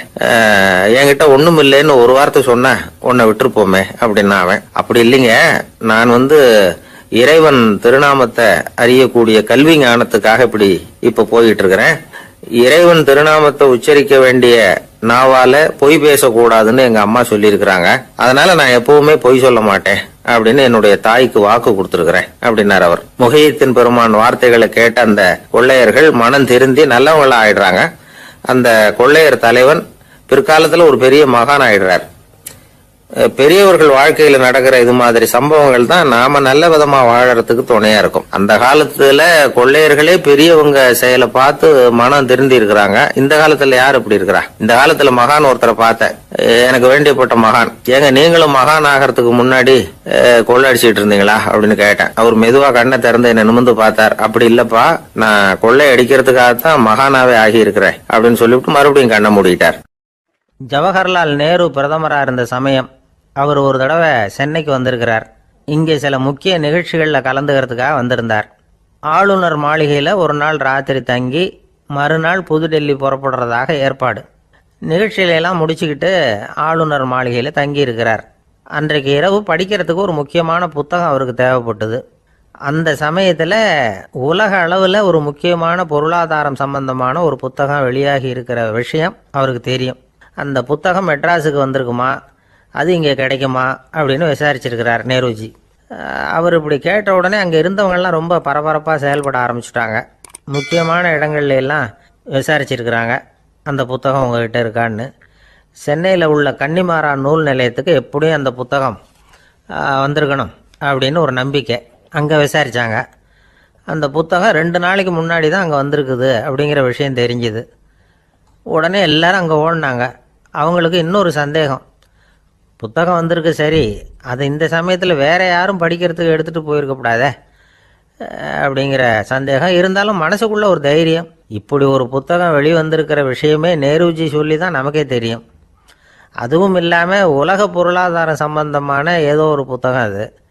அதை போய் இந்த நேரத்தில் அவ்வளவு ஆர்வமாக யார் எடுத்துகிட்டு போயிட போகிறாங்க அப்படிங்கிற தைரியம். இந்த தைரியத்தோடு அந்த நூல் நிலையத்துக்கு ஓடினாங்க. புத்தகத்தை தேடினா அது கிடைக்கல, யாரோ எடுத்துகிட்டு போயிருக்கிறாங்க. நேருவுக்கு மட்டுமே தெரிஞ்சிருந்த அந்த புத்தகம் பற்றின விஷயம் சென்னையில் வேற ஒருத்தருக்கும் தெரிஞ்சிருக்குது. உடனே எல்லாரும் பரபரப்பாக அதுக்குன்னு இருக்கிற ரிஜிஸ்டர் இருக்குல்ல, பதிவேடு, அதை புரட்டி பார்க்குறாங்க யார் எடுத்துகிட்டு போகிறாங்கன்னு. தெரிஞ்சுக்கிறதுக்காக. எடுத்துகிட்டு போனவங்க அதில் கையெழுத்து போட்டிருப்பாங்கல்ல, அதை பார்த்து யாருன்னு தெரிஞ்சுக்கலாம் அப்படிங்கிறதுக்காக தான் அதை புரட்டுறாங்க. அதோ அந்த புத்தகத்தோட பேர் பக்கத்தில் அதை எடுத்துக்கிட்டு போனவங்க கையெழுத்து உத்து பார்க்குறாங்க எல்லாரும். அதில் போட்டிருக்குது பேர் CN அண்ணாதுரை அப்படின்னு எழுதியிருந்தது. அவர் தான் பேரறிஞர் அண்ணா. நேரு படிக்க விரும்பின ஒரு புத்தகத்தை அதே நேரம் படிக்க விரும்பின இன்னொரு தலைவர் இவர். படிக்கிறதுல அவருக்கு இருந்த ஆர்வத்தை நாம் தெரிஞ்சுக்கணும்னா அதுக்கு எவ்வளவோ சம்பவங்கள் இருக்குது. கடைசி காலத்தில் அவர் அடையாறு மருத்துவமனையில் படுத்திருக்கிறார். அவருக்கு ஒரு முக்கியமான அறுவை சிகிச்சை செய்ய வேண்டியிருக்குது அவசரமாக. அமெரிக்காவிலேருந்து டாக்டர் மில்லர் வந்திருக்கிறார். அவர்கிட்ட கேட்குறார், டாக்டர் நாளைக்கே அறுவை சிகிச்சை செய்ய போகிறீங்களா அப்படின்னு. ஆமாங்கிறார் டாக்டர் மில்லர். நாளைக்கு மறுநாள் செஞ்சுக்கிறேனே அப்படின்னாரான் அண்ணா. ஏன் ஏதாவது நாள் பார்க்குறீங்களான்னு கேட்டிருக்கார். இல்லை, ஒரு புத்தகத்தை படிச்சுக்கிட்டு இருக்கிறேன், அதை நாளைக்குள்ளே முடிச்சிருவேன், அதுக்கப்புறம் நான் இறந்தாலும் கவலை இல்லை அப்படின்னாரான் இவர். அவர் தான் அறிஞர் அண்ணா. சங்ககால நூல்கள்லேருந்து சமீபத்தில் வந்த நூல்கள் வரைக்கும் எல்லாம் அவர் படிச்சிருக்கிறார். ஒரு திருமண விழாவில் அவர் பேசும்பொழுது சொன்ன விஷயம் இது. சங்க காலத்தில் காதலியை மணக்க விரும்புகிறவனுக்கு அவனுடைய தந்தை வீர சோதனைகள்லாம் வைப்பார். போய் புலிப்பல் கொண்டுக்கிட்டு வா, அப்போ தான் என் பொண்ணை கொடுப்பேன் அப்படின்னு சொல்லுவார். காதலன் உடனே காட்டுக்கு போவான், ஒரு புலியை கொன்று அதனுடைய பல்லை கொண்டுக்கிட்டு வருவான். அதை வீர பதக்கத்தில் பதிச்சு அவனுக்கு மாமனார் சூட்டுவார் கல்யாண சமயத்தில். இப்போலாம் காதலன் கிட்ட அப்படி சொல்ல முடியாது. இப்போலாம் காதலன் கிட்ட காட்டுக்கு போய் புலிப்பல் கொண்டுக்கிட்டு வான்னு யாராவது சொன்னால் புலி தான் மாப்பிள்ளையாக வந்து சேரும் அப்படின்னார். ஒரு சிகை அலங்கார கூடம், ரொம்ப சுறுசுறுப்பாக எல்லாரும் வேலை செஞ்சுக்கிட்டு இருக்கிறாங்க. முடிவெட்டிக்க வந்திருக்கிறவங்க நிறைய பேர், எல்லாரும் வரிசையாக உட்காந்துருக்குறாங்க. அந்த சமயத்தில் திடீர்னு கதவை திறந்துக்கிட்டு ஒருத்தர் உள்ளே வர்றார். அவர் ஒரு பெரிய மனிதர். அவரும் முடிவெட்டிக்கிறதுக்காக தான் உள்ளே வந்திருக்கிறார். அவரை பார்த்த உடனே அங்கே வரிசையில் உட்காந்துருந்தவங்க எல்லாரும் எழுந்திரிச்சு அவர்கிட்ட வந்துட்டாங்க. அவரை சுற்றி நின்றுக்கிட்டாங்க. எப்படி இருக்கிறீங்க, நல்லா இருக்கீங்களா அப்படின்னு விசாரிக்க ஆரம்பிச்சிட்டாங்க. எல்லாம் முடிஞ்சதும் வந்தவர் கேட்டார், வரிசையில் கடைசியாக இருக்கிறவர் யார் அப்படின்னு கேட்டார். ஏன்னு கேட்டாங்க. நான் அதுக்கு அடுத்தபடியாக உட்காரணும், அதுக்காக தான் கேட்குறேன் அப்படின்னார். உடனே அங்கே இருந்தவங்கெல்லாம் என்ன சொன்னாங்க தெரியுமா, நீங்கள் வரிசையில் காத்திருக்கக்கூடாது, நீங்கள் அரசாங்கத்தின் தலைவர், உங்களுக்கு நேரம் முக்கியம், அதனால் நீங்கள் முன்னாடி போங்க அப்படின்னு சொன்னாங்க. ஆனால் அதை அவர் கேட்கல. தோழர்களே, உங்களுடைய கருத்துக்கு ரொம்ப நன்றி. எல்லாரும் வரிசையாக தான் வரணும், அதுதான் முறை. வரிசையில் வரணுங்கிற நடைமுறையை நானும் பின்பற்ற விரும்புகிறேன். நாம் எல்லாரும் சமமானவர்கள் அப்படின்னார். இப்படி சொல்லிவிட்டு வரிசையில் கடைசியாக இருந்த ஒரு நாற்காலியில் போய் உட்காந்துக்கிட்டார். தன் சட்டை பையில் இருந்த ஒரு செய்தித்தாளை எடுத்தார், படிக்க ஆரம்பிச்சிட்டார். ஆனால் அங்கே இருந்தவங்களால இதை பார்த்துக்கிட்டு சும்மா இருக்க முடியல. ஒருத்தர் எழுந்திரிச்சு வந்தார். ஐயா, இப்போ என்னுடைய முறை வந்திருக்குது, நான் தான் போக வேண்டிய முறை. உங்களை இங்கே காத்திருக்க வைக்கிறத விட ஒரு 5 ஆண்டுகளுக்கு கூட நான் முடிவெட்டிக்காமே இருந்துட முடியும் அப்படின்னார். அவர் மறுபடியும் சொன்னார், ஐயா, நீங்கள் வரிசை முறையை தாண்டி போக விருப்பப்படல, சரி, ஆனால் என்னுடைய முறையை மாற்றி கொடுக்கறதுக்கு எனக்கு முழு உரிமை இருக்குது. இதுக்கு பதிலாக உங்களுடைய கடைசி இடத்த நான் எடுத்துக்கிறேன், இதை நீங்கள் மறுக்க முடியாதுன்னார். அங்கே இருந்த மற்றவங்களும் இதை ஒரு மனசாக வற்புறுத்த ஆரம்பிச்சிட்டாங்க. அந்த பெரிய மனிதர் பார்த்தார், சரின்னு கடைசியாக ஒத்துக்கிட்டார். அவர் யார் தெரியுமா? அவர் தான் மாவீரர் லெனின். ரஷ்யாவில் கிரெம்ளின் சிகை அலங்கார கூடத்தில் தான் இது நடந்தது. எல்லாரும் இந்நாட்டு மன்னர்கள்னு வாயளவில் பேசுகிறதுல என்ன பிரயோஜனம்? நாம் எல்லாரும் சமங்கிறத நடைமுறையில் கடைபிடிச்சி காட்டினவங்க கொஞ்சம் பேர் தான். அவங்களில் ஒருத்தர் தான் லெனின். வரிசையில் நின்று வர்றதுங்கிறது ஒரு சிறந்த பண்பு, உயர்ந்த பண்பு. இன்றைக்கி பல இடங்களில் அது நமக்கு தேவைப்படுது. ஒரு ரேஷன் கடை வாசல், கடை திறக்கிறதுக்கு முன்னாடியே எல்லோரும் வரிசையில் நின்றுட்டாங்க. கடைசியாக வந்த ஒருத்தர் க்யூவில் முன்னாடி போகிறதுக்கு முயற்சி பண்ணுறார். ஏற்கனவே நின்றுட்டு இருக்கிறவங்க அவரை முன்னாடி போகிறதுக்கு விட மாட்டேங்கிறாங்க. கடைசியாக போய் நில்லையா அப்படின்னு எல்லாரும் கத்துறாங்க. அதான் அவர் காதில் வாங்கலை, முண்டி அடிச்சுக்கிட்டு முன்னாடி போகிறதுக்கே முயற்சி பண்ணிகிட்டு இருக்கிறார். எல்லாரும் சேர்ந்து அவரை வலுக்கட்டாயமாக இழுத்து கொண்டாந்து பின்னாடி கொண்டு போய் நிறுத்திவிட்டு சொன்னாங்க, இதை பாருப்பா, நாங்கள் இருக்கிற வரைக்கும் நீங்கள் முன்னாடி போய் எதையும் வாங்க முடியாது, தெரிஞ்சுக்கோ அப்படின்னாங்க. இப்போ அந்த ஆள் சொன்னாராம், நான் இங்கே பின்னாடி நிற்கிற வரைக்கும் நீங்களும் எதுவும் வாங்க முடியாது அப்படின்னாராம். ஏன்னு கேட்டிருக்கிறாங்க. நான் தான் அந்த கடையை திறக்க வேண்டிய ஆள் அப்படின்னா. நமக்கு முன்னாடி நமக்கு வேண்டிய ஒருத்தர் ஒரு கிளாஸில் நமக்கு பழச்சாறு கொண்டாந்து வைக்கிறாருன்னு வச்சுக்கோங்க. உடனே நாம் என்ன பண்ணுவோம்? எடுத்து கிடுகிடுன்னு சாப்பிட்ருவோம் அடுத்தவங்க யாரும் வர்றதுக்குள்ள. அதை விட்டுட்டு அதை கொண்டாந்து வச்சவர்கிட்டயே அதோட விலை என்ன அப்படி இப்படின்னு நான் கேட்டுக்கிட்டு இருப்போம். நாம் கேட்க மாட்டோம். ஆனால் காந்திஜி அப்படி கேட்டாராம். எப்போ தெரியுமா? 1935. அந்த வருஷம் மே மாதத்தில் ஒரு நாள் காந்திஜி டெல்லியில் இருக்கிறார். அப்போ அவருக்கு 2 டம்ளர் மாம்பழச்சாறு கொண்டாந்து கொடுக்குறாங்க. அதை வாங்குறார். இதோட விலை என்ன அப்படின்னு கேட்டார் காந்திஜி. யாருக்கிட்ட கேட்டாருன்னா மனுபென் காந்திகிட்ட கேட்குறார். அவங்க தான் கொண்டாந்து கொடுக்குறாங்க. காந்திஜிக்கு உதவி செய்கிறதுக்காக அவர் கூடவே இருந்தவங்க அவங்ககிட்ட தான் கேட்குறாரு. காந்திஜி சும்மா வேடிக்கைக்காக இப்படி கேட்குறாருன்னு நினச்சிட்டாங்க அந்த அம்மா. அதுவும் இல்லாமல் அதோட விலையை கேட்டால் காந்திஜி நிச்சயமாக அதை சாப்பிட மாட்டார் அப்படிங்கிற பயம் வேறு. அதனால் அந்த அம்மா பதில் எதுவும் சொல்லாமல் கம்முன்னு இருந்துட்டாங்க. கொஞ்ச நேரம் ஆச்சு. அந்த பழச்சாறு வச்ச இடத்துல அப்படியே இருக்குது. வச்ச இடத்துல வச்சபடியே இருக்குது. காந்திஜி அதை சாப்பிடவே இல்லை. மனுபென் காந்தி பார்த்தாங்க. மெதுவாக காந்திஜிக்கிட்ட போய் அதை சாப்பிடுங்களேன் அப்படின்னாங்க. பழச்சாறு விலை என்னன்னு கேட்டேன். அதுக்கு பதில் இல்லை. அது முதல் தப்பு. பதிலை எதிர்பார்த்திருந்தும் அதை பற்றி விசாரிக்கலை. அது 2வது தப்பு. இப்படி 2 தப்புகளை பண்ணிவிட்டு என்கிட்ட வந்து இதை சாப்பிடுங்கன்னு சொன்னால் அது எப்படி அப்படின்னு கேட்டாராம் காந்திஜி. மனுபென் காந்தி என்ன சொல்கிறதுன்னு தெரியாமல் திகைச்சு போய் நின்றுக்கிட்டு இருந்தாங்க. காந்திஜி தொடர்ந்து சொன்னாராம். இப்போ என் முன்னாடி வச்சிருக்கிற இந்த பழச்சாறு விலை சுமாராக ஒரு ₹1/2 இருக்கும். அது அந்த காலத்து மதிப்பு. இந்த பழச்சாறு இல்லாமல் கூட என்னால் இருக்க முடியும்.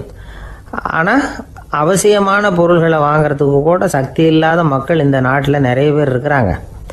அப்படி இருக்கிறப்போ எனக்கு என்னத்துக்கு இந்த விலை உயர்ந்த பானம்? இதை இப்போ நான் சாப்பிட்டா என் உடம்பு வேணும்னா ஆரோக்கியமாகலாம். ஆனால் என் மனசு அமைதி அடையாது. எனக்கு என்னுடைய உடல் ஆரோக்கியத்தை விட மன ஆரோக்கியம்தான் முக்கியம். அதனால் இதை நான் சாப்பிட மாட்டேன், எடுத்துகிட்டு போயிடு அப்படின்னாராம். அந்த சமயத்தில் ஒரு அகதி பொண்ணு 2 குழந்தைகளோட காந்திஜியை பார்க்குறதுக்காக வந்தது. வணக்கம் சொல்லிச்சு. காந்திஜி உடனே தனக்கு முன்னாடி இருந்த பழச்சாற்றை எடுத்து அந்த பொண்ணுக்கிட்டேயும் குழந்தைகள்கிட்டையும் கொடுத்து சாப்பிட சொன்னார். அவங்க அதை வாங்கி ரொம்ப சந்தோஷத்தோடு சாப்பிட்டாங்களாம். அதை பார்த்த காந்திஜி முகத்தில் ஒரு புன்னகை, ஒரு பரவசம், ஒரு திருப்தி. அவர் மனசு நிறைஞ்சி இருந்தது. அப்போ அவர் சொன்னாராம், ஆண்டவன் எனக்கு எப்பவும் சரியான சமயத்தில் கை கொடுப்பாருங்கிறது அதுக்கு இதுதான் அத்தாட்சி. நான் ஒரு இக்கட்டான சூழ்நிலையில் இருக்கிறப்போ கூட கடவுளின் கருணையால் அந்த சூழ்நிலை என்னை பாதிக்கலை. என் கூட இவ்வளோ நாள் பழகியும் கூட இங்கே இருக்கிறவங்க எனக்கு அதிக விலை உள்ள பழரசத்தை கொடுத்தாங்க. ஆனால் சரியான நேரத்தில் அதை சாப்பிட வேண்டியவங்களை என்கிட்ட அனுப்பி வச்சு என்னை சந்தோஷப்படுத்தினார் கடவுள். அவருக்கு நன்றி அப்படின்னாராம் மகாத்மா காந்தி. உடல் ஆரோக்கியத்தை விட மன ஆரோக்கியம்தான் எனக்கு முக்கியம்னு சொன்னார் பாருங்கள். அதை நாம் எல்லாரும் மனப்பூர்வமாக இன்றைக்கி சிந்திச்சு பார்க்கணும். இந்த காலத்தில் எல்லாரும் அப்படியா நினைக்கிறாங்க? எனக்கு தெரிஞ்ச ஒருத்தர் இருந்தார். தினமும் காலையில் ஒரு காஃபி சாப்பிட உட்கார்ற நேரத்தில் பக்கத்து வீட்டுக்காரர் வந்து சேருவார் கரெக்டாக. உடனே அவரும் தனக்குன்னு வந்திருக்கிற காப்பியை எடுத்து மனப்பூர்வமாக பக்கத்து வீட்டுக்காரர்கிட்ட கொடுத்துருவார். அதுக்கப்புறம் அவருக்காக வேறு காப்பி போட்டு கொண்டாந்து கொடுத்தாலும் வேண்டான்னு சொல்லிடுவார். ஆண்டவனாக பார்த்து சரியான நேரத்தில் அவரை எங்கள் வீட்டுக்கு தினமும் அனுப்பி வைக்கிறார் அப்படிம்பார். ஏன் அப்படி சொல்கிறீங்க அப்படின்னு கேட்டோம் ஒரு நாள். அதுக்கு அவர் சொல்கிறார், எனக்கு என்னோட உடல் ஆரோக்கியம்தான் முக்கியம். இதை கடவுள் புரிஞ்சுக்கிட்டு எங்கள் வீட்டு காப்பியை சாப்பிட்றதுக்கு தினமும் அடுத்த வீட்டுக்காரனை அனுப்பி வைக்கிறார் அப்படின்னார் அவர். ஒரு நீதிமன்றம், அங்கே ஒரு கொலை வழக்கு சம்பந்தமாக விசாரணை நடந்துக்கிட்டு இருக்குது. அந்த வழக்கறிஞர் ரொம்ப தீவிரமாக வாதாடிக்கிட்டு இருக்கிறார். தன்னுடைய கட்சிக்காரர் நிரபராதிங்கிறது அவருக்கு நல்லா தெரியும். அதனால தான் அவர் சார்பாக வாதாடுறதுக்கே ஒத்துக்கிட்டார். அப்படி அவர் மும்முரமாக வாதாடிக்கிட்டு இருக்கிற சமயத்தில் அவசரமாக தந்தி ஒன்று வந்து சேர்ந்தது. அதை வாங்கி படித்து பார்த்தார். அதுக்கப்புறம் அதை மடித்து தன்னுடைய கோட்டு பையில் வச்சுக்கிட்டு தொடர்ந்து வாதாட ஆரம்பிச்சிட்டார். பேசி முடித்தார். அதுக்கப்புறம் அங்கே கோர்ட்டில் இருந்த சக வக்கீல்கள் அவர்கிட்ட வந்தாங்க. தந்தி ஒன்று வந்ததே என்ன விஷயம் அப்படின்னு விசாரித்தாங்களாம். அப்போ அவர் சொல்லியிருக்கிறார், ஊரில் சிகிச்சைக்காக போயிருந்த என்னுடைய மனைவி இறந்து போனதாக தந்தி வந்திருக்குது அப்படின்னாராம். மற்ற வக்கீல்களுக்கு அதிர்ச்சி. என்னங்க இது, மனைவி இறந்ததை விட கேஸு முக்கியமாக உங்களுக்கு அப்படின்னு கேட்டிருக்கிறாங்க. இறந்து போன என் மனைவி மறுபடியும் திரும்பி வர போகிறதில்ல. ஆனால் என்னுடைய கட்சிக்காரர் ஒரு கொலை வழக்கில் மாட்டிக்கிட்டார். அவரும் நிரபராதி. அவர் உசுரை நான் காப்பாற்ற வேணாமா? இதுதான் என்னுடைய கடமை அப்படின்னாராம். இப்படி இவர் சொன்னதும் எல்லாரும் அப்படியே திகைச்சு போய் நின்றுட்டாங்களாம். சரி, கடமைக்கு முக்கியத்துவம் கொடுத்த அந்த வழக்கறிஞர் யார் தெரியுமா? அவர் தான் இரும்பு மனிதர் சர்தார் வல்லபாய் பட்டேல். குஜராத் மாநிலத்தில் 1875 அக்டோபர் 31 அன்றைக்கு ஜாவேரி பாய் அப்படிங்கிறவருக்கு 4வது பிள்ளையாக அவர் பிறந்தாராம். இந்த ஜாவேரி பாய் யார் தெரியுமா? ஜான்சி ராணி லட்சுமி பாய் போர் படையில் ஒரு வீரராக பணிபுரிஞ்சவர். இளம் வயசில் வல்லபாய் பட்டேல் ரொம்ப சிரமப்பட்டு படிச்சிருக்கார். விடாமுயற்சி வெற்றியை கொடுத்தது. கல்லூரியிலையும் காலடி வச்சார். அதுக்கப்புறம் வக்கீல் பட்டத்தையும் வாங்கினார். பிரிட்டிஷ் ஆட்சி நடந்துக்கிட்டு இருந்த சமயம் குஜராத்தை சேர்ந்த பர்டோலி தாலுக்காவில் விவசாயிகள் மேலே அரசாங்கம் திடீர்னு நில வரியை வசதி விட்டு தான். ஏழை விவசாயிகள் ரொம்ப கஷ்டப்பட்டுருக்காங்க. அரசாங்கம் வரி செலுத்தாத விவசாயிகளின் நிலங்களையெல்லாம் ஜப்தி செஞ்சுதான். அரசாங்கத்தை எதிர்க்கிறவங்களையெல்லாம் கைது பண்ணி சிறையில் அடைச்சிட்டாங்களாம். சில பேர் வீடு வாசல் ஆடு மாட்டையெல்லாம் விற்று கூட வரி கட்ட வேண்டிய நிலைமைக்கு ஆளாயிட்டாங்க. வழக்கறிஞர் வல்லபாய் பட்டேல் நில வரியை உடனே ரத்து பண்ணணும் அப்படின்னு பம்பாய் கவர்னருக்கு ஒரு கடிதம் எழுதினார். எந்த பலனும் இல்லை. உடனே எல்லா விவசாயிகளையும் அணி திரட்டினார். அதுக்கு தானே தலைமை தாங்கினார். சத்தியாகிரகம் நடத்தினார். அந்த பகுதியில் எந்த வேலையும் நடக்கலை. வேறு வழி இல்லை. ஆட்சியாளர்கள் உடனே வரியை ரத்து பண்ணாங்க. சிறையில் இருந்தவங்களெல்லாம் வெளில விட்டாங்க. 1928 ஆகஸ்ட் 6 சர்க்காருக்கும் விவசாயிகளுக்கும் இடையில் ஒரு உடன்பாடு ஏற்பட்டது. அதுக்கப்புறம் தான் நிலைமை சரியாக போச்சான். வல்லபாய் பட்டேலின் பொது சேவையை பாராட்டின பொதுமக்கள் அவருக்கு சர்தார் அப்படிங்கிற பட்டத்தை கொடுத்தாங்களாம். சர்தார்னா தலைவர் அல்லது தளபதின்னு அர்த்தம். இரும்பு மனிதர்னு இவருக்கு பேர். இருந்தாலும் நகைச்சுவை உணர்வும் இவருக்கு நிறைய உண்டு. ஒரு தடவை ஒரு பத்திரிகை நிருபர் வந்திருக்கார். சர்தார் பட்டேல்கிட்ட அவருக்கு பிடிச்ச பண்பாடு கலாச்சாரம் எது அப்படின்னு கேட்கணும்னு ஆசை. அதனால் அவரை பார்த்து கேட்டாராம், ஏங்க உங்களுக்கு பிடிச்ச கல்ச்சர் எது அப்படின்னு கேட்டிருக்கார். இதுக்கு சர்தார் பட்டேல் சொன்ன பதில் என்ன தெரியுமா? எனக்கு பிடிச்ச கல்ச்சர் அக்ரிகல்ச்சர் அப்படின்னாராம். லோகமானிய பாலகங்காதர திலகர் இருந்தார்ல, அவருக்கு 15 வயசுலேயே கல்யாணம் நடந்துதான். மனைவி பேர் தபிபாய். ரொம்ப பெரிய குடும்பத்து பொண்ணு, நல்ல குணம். அவங்க குடும்பம் நடத்திக்கிட்டு இருக்கிறாங்க. அந்த காலத்தில் திருடர்கள் பயம் அதிகம். இந்த காலத்தில் மட்டும் என்னன்னு கேட்குறீங்களா? நீங்கள் கேட்குறது நியாயம்தான். இருந்தாலும் இந்த காலத்து திருடனுக்கும் அந்த காலத்து திருடனுக்கும் ஒரு முக்கியமான வித்தியாசம் உண்டு. அதாவது அந்த காலத்து திருடன்லாம் நியாயம் அநியாயம் பார்க்குறது உண்டு. இந்த காலத்தில் அப்படி பார்க்குறது இல்லை. அந்த காலத்தில் திருட வர்றவங்கள்ட்ட கூட ஒரு தார்மீக உணர்வு உண்டாம். அதாவது அப்போ உள்ள கொள்ளைக்காரங்க எதை களவாடினாலும் சரி, அரிசியை மட்டும் களவாடுறது இல்லையா, அப்படி ஒரு கொள்கை. அதனால் பாருங்கள், அந்த காலத்து பெண்கள் நகை நட்டுகளை பத்திரமா வைக்கணும்னா பெட்டியில் வைக்கிறது இல்லை, அரிசி பானையில் போட்டு வச்சு விடுறது. இப்போல்லாம் பேங்க்கில் சேஃப்டி லாக்கர்னு இருக்குல்ல, அது மாதிரி அந்த காலத்தில் சேஃப்டி லாக்கருங்கிறது அரிசி பானை. வளையல், மூக்குத்தி, தோடு இப்படி எதுவாக இருந்தாலும் அதில் போட்டு பத்திரமா வச்சுருவாங்க. திருடன் அரிசி பானை பக்கம் போகிறதில்ல. ஏன்னா சாப்பிட்ற விஷயத்தில் கை வைக்கக்கூடாது, அது பாவம் அப்படின்னு அவன் நினைக்கிறான். திலகரோட மனைவி தபிபாயும் அதே மாதிரி தன்னுடைய ஆபரணங்களை ஒரு அரிசி பானைக்குள்ளே போட்டு மூடி வச்சுருந்தாங்களாம். இப்படி இருந்தப்போ ஒரு நாள் ஒரு பிச்சைக்கார பொண்ணு வீடு வீடாக பிச்சை கேட்டுக்கிட்டே வந்திருக்குது. திலகர் வீட்டுக்கும் தர்மம் போடுங்க தாயே அப்படின்னு தான் அந்த பொண்ணு. அந்த அம்மா தபிபாய் காதில் இது விழுந்திருக்கு. உடனே கை நிறைய அரிசி அள்ளிக்கிட்டு போட்டிருக்கு. பாத்திரத்தில் அரிசியை போட்டதுக்கு அப்புறம் தான் தெரியுது, பளிச்சுன்னு கண்ணில் படுது. அதாவது அந்த அம்மாவோட வைர மூக்குத்தி ஒன்று அரிசியோடு சேர்ந்து அந்த பிச்சைக்கார பொண்ணு பாத்திரத்தில் போய் விழுந்துட்டுது. இந்த அம்மாவுக்கு மனசுக்குள்ளே குழப்பம், என்ன இப்படி ஆகிட்டுதே, மூக்குத்தி போயிட்டுதே, பிச்சை பாத்திரத்துலேருந்து அதை எப்படி எடுக்கிறது அப்படின்னு தயக்கம். வாயை திறந்து அதை கேட்கறதுக்கும் கூச்சம். திண்ணையில் உட்காந்துருந்த திலகர் இவ்வளவையும் பார்த்துக்கிட்டு இருக்கிறார். மனைவியின் மனசுக்குள்ளே நடக்கிற மௌன போராட்டத்தை அவர் நல்லா புரிஞ்சுக்கிட்டாராம். மனைவியை பார்த்து சொன்னாராம், தபிபாய், இது தெய்வ சம்மதம். அவளுக்கு சேர வேண்டிய மூக்குத்தி அவகிட்ட போயிட்டுது. பிச்சை பாத்திரத்தில் விழுந்த மூக்குத்தியை எடுக்க வேணாம் அப்படின்னாராம். சரின்னு சொல்லிவிட்டு மேற்கொண்டு எதுவும் சொல்லாமல் அந்த அம்மா வீட்டுக்குள்ளே போயிட்டாங்களாம். இந்த காலத்துலலாம் அது மாதிரி நடக்குமா? வெறும் அரிசியை போட்டுவிட்டு விவகாரம் பண்ணிகிட்டு இருக்க மாட்டோமா? ஒரு பெரிய மனுஷன் வீட்டுக்கு ஒரு பிச்சைக்காரன் வந்தான்.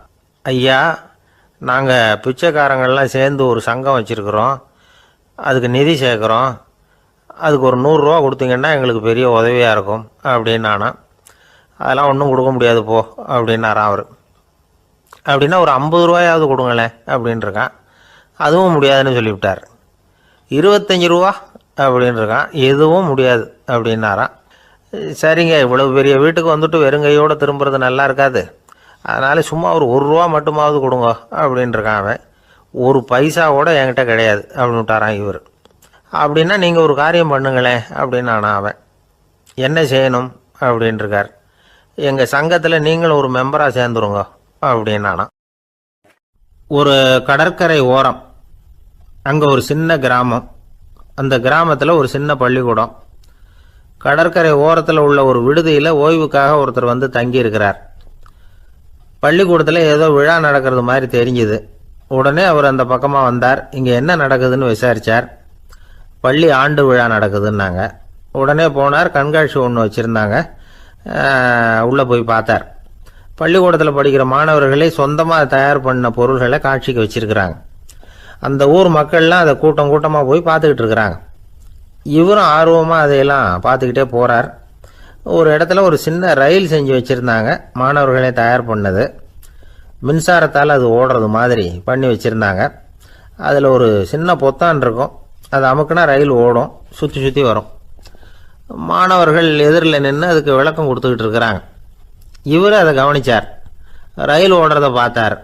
அங்கே நின்றுக்கிட்டு இருந்த மாணவர்கள்கிட்ட விளையாட்டாக கேட்டார், ஏப்பா இந்த ரயில் எதனால் ஓடுது அப்படின்னு கேட்டார் இவர். சக்தியினால் ஓடுது அப்படின்னாங்க மாணவர்கள். அது என்ன சக்தின்னு கேட்டார். அதுக்கு பேர் மின்சாரம் அப்படின்னாங்க. சரி, நீங்கள் மின்சாரத்தை பார்த்துருக்குறீங்களா அப்படின்னார். நாங்கள் பார்த்தது இல்லைங்க, ஆனால் இதை செய்யறதுக்கு எங்களுக்கு உதவி பண்ண ஆசிரியர் ஒரு பட்டதாரி, ஒரு காலம் அவர் பார்த்துருக்கலாம் அப்படின்னாங்க. அவர் எங்கே இருக்காருன்னு கேட்டார். இதோ அழைச்சிட்டு வர்றோம்னு ஓடினாங்க. அவர் அழைச்சிட்டு வந்தாங்க. அவர்கிட்ட ஒரு பெரியவர் கேட்டார், மின்சாரத்தை நீங்கள் பார்த்துருக்குறீங்களா அப்படின்னு. மின்சாரத்தை பார்க்குறதாவது நான் பார்த்ததே இல்லை. நான் பார்த்தது அது செயல்படுற விதத்தை தான்.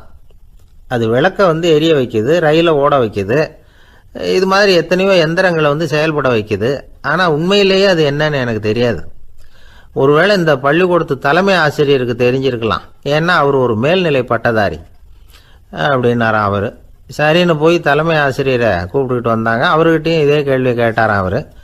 மன்னிக்கணும், இந்த கேள்வியை இதுவரைக்கும் யாரும் என்கிட்ட கேட்டதில்லை. சக்தியை யாரும் பார்க்க முடியாது, ஆனால் அது செயல்படும் விதத்தை தான் பார்க்க முடியும் அப்படின்னாராம் அவர். இப்போ இதுவரைக்கும் கேட்டுக்கிட்டு இருந்த பெரியவர் சிரித்தார். சிரிச்சுட்டு சொன்னாராம், சரி அதுக்காக ஒன்றும் கவலைப்படாதீங்க, என்னுடைய பெயர் தாமஸ் ஆல்வா எடிசன் அப்படின்னாராம். இதை கேட்டதும் அங்கே இருந்தவங்களுக்கெல்லாம் அதிர்ச்சி, ஆச்சரியம். என்னது, நீங்கள் தானா எடிசன்? நீங்கள் எவ்வளவு மின்சார கருவிகளை உண்டாக்கி இருக்கிறீங்க, நீங்களா இந்த கேள்வியை கேட்டது அப்படின்னாங்களாம். ஆமாம், நான் தான் கேட்குறேன், ஏன்னா நானே மின்சாரத்தை பார்த்தது கிடையாது அப்படின்னாராம் அவர். அன்புங்கிறது இப்படிப்பட்டது தாங்கிறார் ஓஷோ. அன்புங்கிறது நம்ம உடற்கூறு அமைப்பில் இல்லை, அது நம்ம உடம்புல உள்ள சுத்த சக்தியின் வெளிப்பாடு. அதை உணரத்தான் முடியுமே தவிர பார்க்க முடியாது. அன்பே உன்னை வந்து நான் என் இருதயத்தில் வச்சிருக்கிறேன் அப்படின்னுலாம் சொல்லுவான். இதெல்லாம் சும்மா. இது வந்து டாக்டர்கள் சொல்கிற இருதயம் கிடையாது. அது வந்து ரத்தத்தை தள்ளுகிற ஒரு கருவி, அவ்வளவுதான். ஞானிகள் சொல்லுகிற இதயம் வேற, அது கண்ணுக்கு புலப்படாத ஒரு சக்தி. என்னுடைய இதயம் ரொம்ப விசாலமானது சார் அப்படின்னார் ஒருத்தர். அப்படிங்களான்னு ரொம்ப மரியாதையா, ஆமாங்க டாக்டர் அப்படி தான் சொல்கிறார், கொஞ்சம் வீங்கி போய் பெருசாக இருக்குதான் அப்படின்னார். ஒரு ஊரில் ஒரு பெரிய செல்வந்தர் இருந்தார். பணத்துக்கு பஞ்சம் இல்லை. அதனால் இந்த உலகத்தில் முடியாத காரியம் எதுவும் இல்லைன்னு நினச்சார். பணம் இருந்தாலும் அந்த நினப்பு தானாக வந்துடும். அதனால் இவரும் அப்படி நினச்சதில் ஒன்றும் தப்பு இல்லை. அந்த ஊருக்கு குருநானக் ஒரு தடவை வந்தார். அவருக்கு இந்த செல்வந்தர் ரொம்ப பிரமாதமாக ஒரு வரவேற்பு கொடுத்தார். ஊர் எல்லையிலேயே எங்கள் வீட்டுக்கு வந்து விருந்து சாப்பிட்டுட்டு போகணும்னு கேட்டுக்கிட்டார். அவரும் சரின்னு ஒத்துக்கிட்டார். உடனே தன்னுடைய பங்களாவில் ஒரு பெரிய விருந்துக்கு ஏற்பாடு பண்ணார். குருநானக்கை அழைச்சிட்டு வீட்டுக்கு போனார், உட்கார வச்சார். ஐயா, நான் இந்த ஊர்லேயே ரொம்ப பெரிய வசதி உள்ளவன், என்னால் எல்லாம் முடியும், உங்களுக்காக நான் என்ன செய்யணும்னு சொல்லுங்கள், எதுவாக இருந்தாலும் பரவாயில்ல, எவ்வளவு செலவானாலும் பரவாயில்ல, என்னால் செய்ய முடியும். என்ன செய்யணும்னு சொல்லுங்கள், அது போதும், நான் செய்கிறேன் அப்படின்னு நான் ரொம்ப பணிவா. இதை கேட்டதும் குருநானக் சிந்திச்சார் கொஞ்ச நேரம். அதுக்கப்புறம் தன்னோட சட்டை பைக்குள்ளே கையை விட்டு ஒரு பழைய ஊசி ஒன்று எடுத்தார். அந்த செல்வந்தர்கிட்ட கொடுத்தார். இதை பாருங்கள், இவ்வளவு தூரம் நீங்கள் கேட்கறதுனால சொல்கிறேன், எனக்கு நீங்கள் செய்ய வேண்டிய உதவி இதுதான்னார். ஊசியை கையில் வாங்கிக்கிட்டு இதை என்ன செய்யணும்னு சொல்லுங்க அப்படின்னார் அவர். நீங்கள் செய்ய வேண்டியது என்னென்னா, இந்த ஊசியை பத்திரமா வச்சிருக்கணும். நாம் 2 பேரும் இறந்து போனதுக்கு பின்னாடி இன்னொரு உலகத்தில் நாம் சந்திக்கக்கூடிய வாய்ப்பு இருக்குது. அப்போ இந்த ஊசியை என்கிட்ட கொண்டாந்து கொடுக்கணும். இதுதான் நீங்கள் எனக்காக செய்ய வேண்டிய உதவி அப்படின்னார் குருநானக் லேசாக சிரிச்சுக்கிட்டே. இதை கேட்ட உடனே இந்த பெரியவர் முழிக்க ஆரம்பிச்சிட்டார். அது எப்படிங்க, நான் சாகிறப்ப எப்படி இந்த ஊசியை எடுத்துக்கிட்டு இன்னொரு உலகத்துக்கு வர முடியும்னார். ஊசி மாதிரி ஒரு சின்ன பொருளை கூட இந்த உலகத்தை விட்டு நாம் போகிறப்ப எடுத்துகிட்டு போக முடியாதுங்கிறப்போ உங்களோட செல்வத்தையெல்லாம் எப்படி அங்கே எடுத்துகிட்டு வர போகிறீங்க அப்படின்னு கேட்டார் குருநானக். அதுக்கப்புறம் தான் அந்த பெரியவர் யோசிக்க ஆரம்பித்தாராம். குருநானக் சொல்கிறார், இதை பாருங்கள், நாம் செய்கிற நல்லது கெட்டது தான் கடைசி வரைக்கும் நம்ம கூட இருக்கும். அடுத்தவங்க நல்லா இருக்கணுங்கிறதுக்காக பொருளை செலவு செய்யணும். அப்படி செய்யலைன்னா எந்த பிரயோஜனமும் இல்லை அப்படின்னார். அதுக்கப்புறம் தான் அந்த செல்வந்தரின் அறிவு கண் திறந்து தான். உடனே குருநானக்கை வணங்கினார். ஐயா, என்கிட்ட இருந்த ஆணவம் போயிடுது, இனிமேல் என்கிட்ட இருக்கிற செல்வத்தை நல்ல வழியில் செலவழிப்பேன் அப்படின்னாராம். நம்மகிட்ட இருக்கிற பணம் எப்பவும் நம்ம கூடவே வந்துக்கிட்டு இருக்காதுங்கிறதுக்கு இது ஒரு உதாரணம். அதுக்காக நாம் பணம் சேர்க்கறத பற்றி கவலைப்பட வேண்டியதில்லை, பேசாமல் படுத்து தூங்கிக்கிட்டு இருந்தால் போதும் அப்படின்னு இதுக்கு அர்த்தம் பண்ணிக்கப்படாது. முறையான வழியில் பணம் சேர்க்கணும், அதை முறையான வழியில் செலவு பண்ணணும். அதனால் ஏற்படக்கூடிய மன நிறைவு இருக்குது பாருங்கள், அது அனுபவித்தவங்களுக்கு தான் தெரியும். சொர்க்கத்துக்கு போகிறவங்க இங்கேருந்து பணத்தை எடுத்துகிட்டு போக முடியாது. ஆனால் நம்ம செல்வத்தை இங்கே மற்றவங்களுக்கு பயன்பட செய்து அதனால் ஏற்படுற புண்ணியம் இருக்குது பாருங்கள், அதை எடுத்துகிட்டு போக முடியுமா. இதுதான் ஆன்மீகவாதிகள்லாம் சொல்கிற கருத்து. ஜான் நியூட்டன் ஒருத்தர், அவர் சொன்னார், நான் எப்போவாவது சொர்க்கத்துக்கு போய் சேர்ந்தேன்னா அங்கே 3 அதிசயங்களை பார்ப்பேன்னார். என்னன்னு கேட்டாங்க. நான் யார் யார் இருக்க மாட்டாங்கன்னு நினச்சிக்கிட்டு இருந்தானோ அவங்களில் சில பேர் அங்கே இருப்பாங்க, அது ஒரு பெரிய அதிசயம்னார். சரி, அடுத்தது என்ன? 2வது அதிசயம் என்னன்னா, அங்கே இருப்பாங்கன்னு நான் எதிர்பார்த்த சில பேர் அங்கே இருக்க மாட்டாங்க அப்படின்னார். சரி, 3வது பெரிய ஆச்சரியம் என்ன அப்படின்னா, நான் அங்கே இருக்க பாருங்க, அதுதான் அந்த 3வது அதிசயம் அப்படின்னாராம். திருநெல்வேலி மாவட்டத்தில் கோவில்பட்டிக்கு பக்கத்தில் உள்ள ஊர் கடம்பூர். காமராசர் முதலமைச்சராக இருந்த காலம். கடம்பூரில் ஒரு பள்ளி சீரமைப்பு மாநாடு நடக்குது. அந்த பக்கத்தில் உள்ள பள்ளிக்கூடம்லாம் அதில் கலந்துக்குது. கண்காட்சி வேற, ஊர் பூரா விழா கோலம். மறுநாள் மாநாடு நடக்க போகுது. ஆனால் முதல் நாளே மழை பிடிச்சிக்கிட்டுது. மறுநாளும் அது விடாமல் பேஞ்சிக்கிட்டு இருக்குது. காமராசர் காலையிலேருந்து பல்வேறு நிகழ்ச்சிகளில் கலந்துக்கிட்டு சாயந்தரமாக கடம்பூருக்கு வந்து சேர வேண்டியவர். மழை பேஞ்சிக்கிட்டு இருக்கிறதுனால நிகழ்ச்சி ரத்தாயிடுமோ என்னமோ அப்படின்னு எல்லாரும் சந்தேகப்பட்டுக்கிட்டு இருக்கிறாங்க. அவர் கோவில்பட்டி பயணிகள் விடுதியில் இருக்கிறார். கடம்பூர்லேருந்து சில பேர் போய் அவரை சந்திக்கிறாங்க. மழை பெஞ்சிக்கிட்டு இருக்குதே, என்ன செய்யலாம் அப்படின்னு கேட்குறாங்க. மழை பெஞ்சா நல்லது தானே, அதுக்காக மாநாட்டை எதுக்காக ரத்து செய்யணும்? ஆசிரியர்கள் எவ்வளவு கஷ்டப்பட்டு ஏற்பாடு பண்ண மாநாடு, கட்டாயம் வந்துடுறேன் அப்படின்னாராம் காமராசர். உடனே புறப்பட்டார். மழையை பொருட்படுத்தாத மக்கள் கூட்டம், அது கலையாமல் காத்துக்கிட்டு இருக்கிறாங்க அவ்வளோ பேரும். தலைவர் வந்துட்டார்னு தெரிஞ்சது ஜனங்களுக்கு ஏகப்பட்ட உற்சாகம். ஜனங்கள் அவ்வளவு உற்சாகமாக வரவேற்றாங்க. மாநாடு ஆரம்பமாச்சு. மலர் மாலைகள் மலை மாதிரி குவிய ஆரம்பிச்சுட்டுது. வரிசையாக ஒவ்வொரு கல்வி நிலையம் சார்பாகவும் வரவேற்பு பத்திரம் வாசித்து கொடுக்குறாங்க. என்ன வாசிக்கிறாங்கங்கிறத காமராசர் கூர்ந்து கவனிக்கிறார். ஏகப்பட்ட புகழ் மொழிகள், ரொம்ப பாராட்டி புகழ்ந்து என்னென்னமோ வாசிச்சுக்கிட்டு இருக்கிறாங்க. கொடை வள்ளலே, குணக்குன்றே, மலையே, கடலே, இப்படி தமிழ் மொழியில் பாராட்டுறதுக்கு எத்தனை வார்த்தைகள் உண்டோ அத்தனையும் அதில் சேர்த்துருக்குறாங்க. காமராசர் பொறுமை இழந்துட்டார். போதும் போதும், உங்கள் எல்லாரையும் பார்த்து 2 வார்த்தை பேசிவிட்டு போகிறதுக்காக தான் நான் வந்திருக்கிறேன். எல்லாரும் மழையில் சிரமப்பட்டு நின்றுட்டு இருக்கிறீங்க, இப்படி என்ன புகழ்ந்து படிச்சுக்கிட்டே இருந்தால் எப்படி அப்படின்னாராம். அதுக்கப்புறம் பேசி முடிச்சிருக்கிறார். மாநாட்டு நிகழ்ச்சிகள் முடிஞ்சதும் இன்னொரு நிகழ்ச்சியில் கலந்துக்கிறதுக்காக புறப்பட்டாராம். ஒரு திறந்த ஜீப்பில் அவரை ஊர்வலமாக அழைச்சிக்கிட்டு போயிருக்கிறாங்க. தெருவில் 2 பக்கமும் ஏகப்பட்ட கூட்டம். அங்கங்கே ஜீப்பை நிறுத்தி ரோஜா மாலை, ஜருக மாலை இப்படி போட்டுக்கிட்டே இருக்கிறாங்க. அதையெல்லாம் அப்படி அப்படியே வாங்கி அங்கங்கே நின்றுக்கிட்டு இருந்த குழந்தைகள்கிட்டையும் தாய்மார்கள்கிட்டையும் கொடுத்துக்கிட்டே போகிறார். அந்த சமயத்துல கூட்டத்துக்கு அப்பால ஒரு பெரியவர் கையில ஒரு மல்லிகை சரத்தோட நின்றுட்டு இருக்கிறார். அவரால் முண்டி அடிச்சுக்கிட்டு முன்னால வர முடியல. காமராசர் இதை கவனிக்கிறார். அவ்வளவுதான், உடனே நிறுத்தப்பா வண்டிய அப்படிங்கிறார். ஜீப்பு நிற்கிது. டிரைவரை பார்த்து, அதோ பார், அங்க ஒருத்தர் நிற்கிறார் பார், அவர் இங்கே அழைச்சிட்டு வா அப்படின்னாராம். கூட்டம் வழி விடுது. அந்த பெரியவரை கிட்டத்தில் அழைச்சிட்டு வர்றாங்க. காமராசர் அவரை பார்த்து, வாங்க வாங்க, நல்லா இருக்கீங்களா அப்படின்னு சத்தம் போட்டு உற்சாகமாக விசாரிக்கிறாராம். பெரியவர் கண்களில் கண்ணீர், பேச்சு வரல. மல்லிகை சரத்தை அவருக்கு போடுறார். கொஞ்ச நேரம் அவர்கிட்ட பொறுமையாக பேசிக்கிட்டு இருந்துட்டு அவரை அனுப்பி வைக்கிறார் காமராசர். பெரியவர் போனதுக்கு அப்புறம் காமராசர் பக்கத்தில் இருந்தவங்க கிட்ட சொல்கிறார் அந்த பெரியவரை பற்றி. அந்த காலத்தில் ரொம்ப கஷ்டப்பட்டவர் இவர், ஜெயிலுக்கு போனவர் அப்படின்னு ரொம்ப உருக்கமாக நெகிழ்ந்து போய் சொல்கிறார். இதில் ஒரு விஷயத்தை கவனிங்க. தன்னை புகழ்ந்து படிக்கப்பட்ட வாழ்த்து மடலை படிக்க வேணாம்னு தடுத்து நிறுத்தினார். எங்கேயோ ஒரு மூலையில் கையில் ஒரு 4 முழம் மல்லிகை சரத்தோட ஒதுங்கி நின்றுகிட்டு இருந்த அந்த தொண்டரை அவ்வளவு பெரிய கூட்டத்துக்கு நடுவுலையும் தேடி கண்டுபிடிச்சி கிட்டத்தில் கூப்பிட்டு அவர் கொடுத்த அன்பு மாலையை வாங்கி கழுத்தில் போட்டுக்கிட்டார். அதுதான் காமராசர். தோல்விகள் கூட அவரை கொஞ்சம் கூட பாதித்ததில்லை. ஒரு பொது தேர்தலில் அவர் தோற்று போகிறார். தொண்டர்கள்லாம் அழறாங்க. அதில் ஒருத்தர் மெதுவாக காமராசர்கிட்ட போய், என்ன தலைவரே, நீங்கள் கூட தோற்று போயிட்டீங்களே அப்படின்னு கலக்கமாக சொல்லியிருக்கிறார்.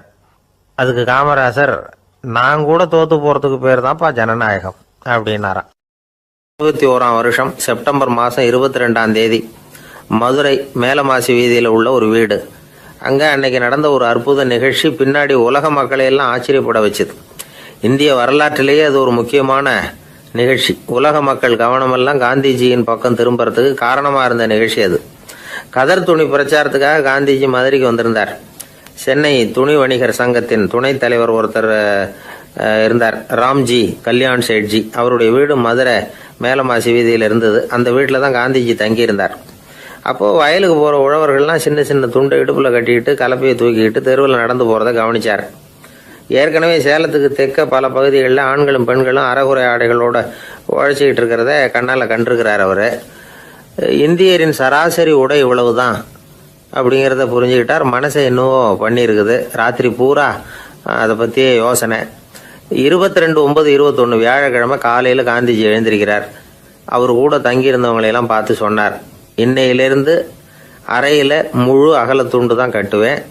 குளிர் அதிகமாக உள்ள காலங்களில் மட்டும் போர்வை ஒன்றை உபயோகப்படுத்துவேன். மற்றபடி மேலங்கியோ குல்லாவோ எதுவும் போட்டுக்க மாட்டேன். தற்காலிகமாக இந்த ஏற்பாட்டை 1 மாதத்துக்கு ஏற்றுக்குவேன்.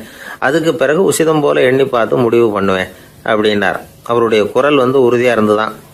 உடனே செயலில் இறங்கினார். தம்முடைய 10 முழ வேட்டி, மேலங்கி, உள் சட்டை, குல்லா எல்லாத்தையும் களைஞ்சார். வேட்டியிலிருந்து ஒரு 4 முழ துணியை எடுத்துக்கிட்டார். இதுக்கு உதவி செஞ்சவர் அன்னைக்கு விருதுநகரில் பிரபல தொண்டராக இருந்த பழனிக்குமார பிள்ளை.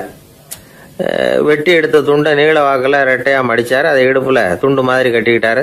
தலையில் சின்ன உச்சி குடுமி, அறையில் சின்ன துண்டு. அண்ணல் காந்தி ஆண்டி கோலத்தில் காட்சி அளிக்கிறார். கூட இருந்தவங்களை பார்த்து காரைக்குடிக்கு புறப்படலாமே அப்படின்னார். அவர் நண்பர்களும் சீடர்களும் திகைச்சு போய் நிற்கிறாங்க. இந்த விரதம் நிரந்தரமாக ஆயிடுமோங்கிற பயம் அவங்களுக்கு. எப்படியோ இந்த விவரம் ராஜாஜிக்கும் அன்னைக்கு பிரபலமாக விளங்கின தேசபக்தர் டாக்டர் TSS ராஜனுக்கு எட்டுச்சு. உடனே 2 பேரும் ஓடி வந்தாங்க. வேண்டாமே இந்த கோலம் அப்படின்னாங்க. காந்திஜி தன்னுடைய முடிவில் உறுதியாக இருந்தார். ராஜாஜி என்னென்னமோ வாதமெல்லாம் பண்ணி பார்த்தார். உங்களுடைய வாதத்துக்கு என்னால் பதில் சொல்ல முடியல, இருந்தாலும் நான் செய்கிறது தான் சரிங்கிறதுல எனக்கு சந்தேகம் இல்லை. இன்னைக்கு அதிகாலை 3 மணி இருக்கும். நான் ஓரளவு விழிச்சுக்கிட்டேன். அதாவது உறக்கமும் விழிப்புமா இருந்த நிலையில எனக்கு இந்த எண்ணம் உண்டாச்சு. இது என்னுடைய அந்தராத்மாவின் ஆணை, அதை என்னால் மீற முடியாது அப்படின்னு சொல்லிவிட்டாராம் காந்திஜி. கதர் பிரச்சாரத்துக்காக காரைக்குடிக்கு கிளம்பினார். வாசல்ல 4 மோட்டார் வண்டிகள் காத்துக்கிட்டு இருந்தது. வீதியில் 2 பக்கமும் ஜனங்கள். காந்திஜி இடுப்பு துணியோட மோட்டார் வண்டியில ஏறினார். நண்பர்களும் சீடர்களும் மக்களும் உடல் சிலிர்க்க அந்த காட்சியை பார்க்குறாங்க. மோட்டார் வண்டி நகர ஆரம்பிக்குது. எப்பேற்பட்ட காட்சி அது! சுக்கநாத பெருமானியே கூலி ஆளாக்கிய அப்படி ஆக்கி மண் சுமக்க வச்ச மதுரை இல்லையா, அந்த மதுரை தான் காந்திஜி துறவி கோலம் கொள்றதுக்கும் காரணமாக இருந்திருக்குது. இது இன்னைக்கு எத்தனை பேருக்கு தெரியும்? ஒரு தடவை காந்திஜி நேருவும் சுற்றுப்பயணம் செஞ்சாங்களாம். ஒரு இடத்துல நடந்து போயிட்டு இருக்கிறாங்க. குறுக்க ஒரு வாய்க்கால். நேரு என்ன பண்ணார் தெரியுமா? தன்னுடைய இளமை துடிப்பை காட்டுறதுக்காக கொஞ்சம் தூரம் பின்னாடி போய் அங்கேருந்து வேகமாக ஓடி அந்த வாய்க்காலை தாண்டினாராம். காந்திஜி அப்படி பண்ணலை. பக்கத்தில் இருந்த பாலம் வழியாக அந்த வாய்க்காலை கடந்து வந்தார். நேரு காந்திஜியை பார்த்து சிரிச்சுக்கிட்டே, என்ன மாதிரி நீங்களும் தாண்டி இருக்கலாமே அப்படின்னாராம். அதுக்கு காந்திஜி சிரிச்சுக்கிட்டே சொன்னாராம், 2 அடி முன்னேறதுக்காக 5 அடி பின்னாடி போறதா அப்படின்னாராம். வங்க நாவலாசிரியர் சரத் சந்திரர் ஒரு நண்பர் அவர்கிட்ட வந்தார். வழக்கமா எல்லா எழுத்தாளர்கள்கிட்டையும் கேட்குற ஒரு கேள்வியை கேட்டார். நீங்க எழுத்துத்துறைக்கு வந்தது எப்படி? இதுதான் கேள்வி. அதை தெரிஞ்சு என்ன பிரயோஜனம்னார் சரத் சந்திரர். சும்மா சொல்லுங்களேன், தெரிஞ்சுக்கிறேன் அப்படின்னார் வந்தவர். சரி சொல்கிறேன்னு ஆரம்பித்தார். நான் ரங்கூனில் வேலை பார்த்துக்கிட்டு இருந்தேன். சம்பளம் பத்தல. வேலையும் பார்த்துக்கிட்டு ஒரு பலசரக்கு கடை வைக்கலாம்னு நினச்சேன். என்னால் மளிகை கடை வச்சு சரியாக நடத்த முடியுமாங்கிற சந்தேகம் என் மனைவிக்கு. அதை சோதனை பண்ணி பார்க்கணுங்கிறதுக்காக சில பொருள்களின் அளவு, அதோட விலை, இப்படி சிலதை சொல்லி எல்லாத்தையும் மனக்கணக்காக கூட்டி போட சொன்னாங்க. என்னால் சரியாக கூட்டி சொல்ல முடியல. உங்களால் மளிகை கடை நடத்த முடியாதுன்னு சொல்லிவிட்டாங்க. உடனே என்ன பண்ணுறது, வேறு வழி இல்லை, கதை எழுத ஆரம்பிச்சிட்டேன் அப்படின்னார். கேட்டவருக்கு சிரிப்பு வந்துட்டு தான். சரத் சந்திரர் ஒரு பக்கம் சீரியஸான நாவல்கள், சிறுகதைகள் எழுதியிருந்தாலும் அவருடைய இன்னொரு பக்கம் வேற விதம். நண்பர்கள்கிட்ட பேசும்பொழுதும் சரி, அவர்களுக்கு கடிதங்கள் எழுதும் போதும் சரி, கேலியும் கிண்டலும் நகைச்சுவை உணர்வும் அதிகமாக இருக்கும். காந்திஜி ஒரு சமயம் கல்கத்தாவுக்கு வந்திருந்தார். தேசபக்தர்கள் பல பேர் அவர்கிட்ட பேசிக்கிட்டு இருந்தாங்க. அப்போது சரத் சந்திரரும் அங்கே இருந்தார். கிரண் சங்கர் ராய் அப்படிங்கிறவரும் அங்கே இருந்தார்.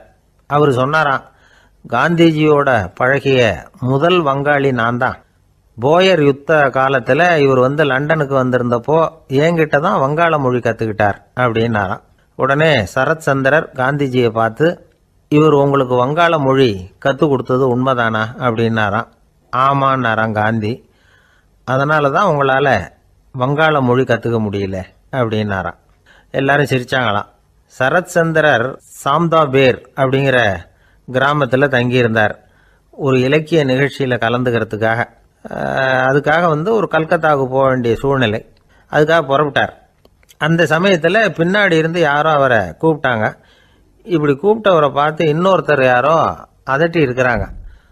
போகிறவரை ஏன் இப்படி கூப்பிடுறீங்க அப்படின்னு. ஏன் கூப்பிட்டா என்னன்னு கேட்டிருக்கார் சரத் சந்திரர். புறப்படுறவங்கள பின்னாடி இருந்து கூப்பிடுறது அபசகுனம், போகிற இடத்துல ஏதாவது ஆபத்து வரலாம் அப்படின்னு அதுக்கு விளக்கம் கொடுத்துருக்கிறார் அவர். உடனே சரத் சந்திரர் சொன்னாராம், இதோ இவங்க என்ன இலக்கிய கூட்டத்துக்கு அழைச்சிட்டு போகிறாங்களே, இதை விட வேற என்ன ஆபத்து வந்துட போகுது அப்படின்னாராம். இப்படி சரத் சந்திரருக்கு இயல்பாகவே நகைச்சுவை உணர்வு உண்டு. அவருடைய நண்பர் ஒருத்தர் வீட்டுக்கு கூப்பிட்டுருந்தார். அங்கே ஒரு கச்சேரிக்கு ஏற்பாடு பண்ணியிருந்தாங்க. சரத் சந்திரருக்கு இயல்பாகவே கச்சேரியில் நீண்ட ஆலோசனையெல்லாம் கேட்கறதுக்கு பொறுமை இருக்காது. அதனால் மெதுவாக பாட போகிறவர் எப்படி அப்படின்னு கேட்டிருக்கார். அவருக்கு ரொம்ப நல்லா பாட தெரியும் அப்படின்னு சொல்லியிருக்கிறாங்க. அதுக்கு சரத் சந்திரர், பாட தெரியுங்கிறது சரி, பாட்டை நிறுத்த தெரியுமா அதை சொல்லுங்கள் முதல்ல அப்படின்னாராம். வாழ்க்கையில் சில சந்தர்ப்பங்களில் நாம் சில அவமானங்களை சந்திச்சே தீர வேண்டியிருக்கு. என்ன பண்ணுறது, காலம் அப்படி. அவமானப்படுறவங்க உடனே அடங்கி போடுறது தான் உலக வழக்கம். அவமானப்பட்டால் உடனே சீறி எழறவங்களும் உண்டு. ஆனால் அதையே ஒரு சவாலாக எடுத்துக்கிட்டு முன்னுக்கு வர்றவங்களும் சில பேர் இருக்கிறாங்க. அவங்க ரொம்ப அபூர்வம். இன்றைக்கி மனோதத்துவ நிபுணர்கள்லாம் என்ன சொல்கிறாங்க தெரியுமா?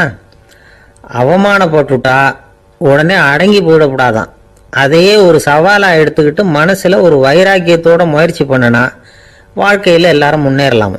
அவமானம்ங்கிறத நாம் வைராக்கியமாக மாற்றிக்கணும். அதுதான் வெற்றிக்கு வழி. ராமர் இந்த பூமியில் பிறந்ததே ஒரு வைராக்கியத்தினால தான் சார் அப்படின்னார் ஒருத்தர். எப்படிங்க அது அப்படின்னு கேட்டேன். அவர் சொன்னார், தசரதருக்கு ராமர் குழந்தையா பிறக்கணும், அப்போ தான் இங்கே இருக்கிற கஷ்டங்கள்லாம் நீங்கும் அப்படின்னு சர்வ லோகமும் எதிர்பார்த்துக்கிட்டு இருக்குது. ஆனால் அவர் எப்போ பிறப்பார் அப்படின்னு யாருக்கும் தெரியல. அந்த காரியம் சீக்கிரம் நடக்கணுமே, அதுக்கு என்ன பண்ணுறது? நாரதர் வந்தார் ஒரு நாள் தசரதரை தேடி. தசரதா, உனக்கு ஒரு செய்தி தெரியுமான்னு ஆரம்பித்தார். அவர் எப்பவும் இப்படித்தானே ஆரம்பிக்கிறது வழக்கம். என்ன விஷயம்னு கேட்டார் தசரதர். தசரதா, நீ அடிக்கடி உன்னோட தேரில் ஏறிக்கிட்டு தேவலோகத்துக்கு போகிற, அங்கே போகிற வர்ற எல்லாம் பண்ணிகிட்டு இருக்க, எல்லாம் சரி. தேவலோகத்துலேயும் உன்னை நல்லபடியாக தான் வரவேற்கிறாங்க. தேவேந்திரன் உன்னை பிரியமாக அழைச்சிட்டு போய் தன்னுடைய அரியாசனத்திலேயே தனக்கு பக்கத்திலேயே உட்கார வைக்கிறான். நீயும் சந்தோஷமாக உட்காந்து பேசிவிட்டு வந்துடுற. ஆனால் நீ இங்கே வந்ததுக்கு அப்புறம் அங்கே என்ன நடக்குது தெரியுமா உனக்கு அப்படின்னாரான் நாரதர். என்ன நடக்குது எனக்கு ஒன்றும் தெரியலையே அப்படின்னாரான் தசரதர். நாரதர்கிட்ட வந்து கிட்டத்தில் வந்து கேட்டிருக்கார், கொஞ்சம் சொல்லுங்கள் என்னது அப்படின்னு. அவர் நெருங்கி வந்தாராம் நாரதரும். மெதுவாக அவர் காதோட காதாக சொன்னாராம். அதாவது நம்ம பாஷையில் சொல்லப்போனால் பற்ற வைக்கிறார். நீ அங்கே தேவேந்திரங்கிட்ட உட்காந்து பேசிவிட்டு வந்த பிறகு நீ அங்கே உட்காந்துருந்த அரியாசனத்தை தண்ணி ஊற்றி கழுவி சுத்தப்படுத்துகிறாங்க. நீ என்ன அந்த அளவுக்கு சுத்தம் இல்லாத ஆளா, தினம் குளிக்காமையா இருக்கிற அப்படின்னாராம். தசரதருக்கு இது ரொம்ப அவமானமாக போயிட்டுது. அப்படியே செய்கிறாங்க அப்படின்னாராம். ஆமாம், நீ வேணும்னா நான் சொல்கிறது உண்மையா இல்லையா அப்படின்னு சோதனை பண்ணி பார்த்துக்கோ அப்படின்னாரான் நாரதர். உடனே தசரதர் இதுக்காகவே புறப்பட்டு தேவலோகம் போனார். அங்கே வழக்கம் போலவே இவரை கூப்பிட்டு உட்கார வச்சு பேசிக்கிட்டு இருந்தான் தேவேந்திரன். கொஞ்ச நேரம் பேசிக்கிட்டு இருந்துட்டு சரி நான் கிளம்புறேன்னு புறப்பட்டார். சரி அவனும் வாசல் வரைக்கும் வந்து வழி அனுப்பி வச்சுட்டு உள்ளே போயிட்டான். தசரதர் வெளியில் கொஞ்ச நேரம் மறைஞ்சி இருந்துட்டு மெதுவாக உள்ளே எட்டி பார்த்தார் என்ன நடக்குதுன்னு.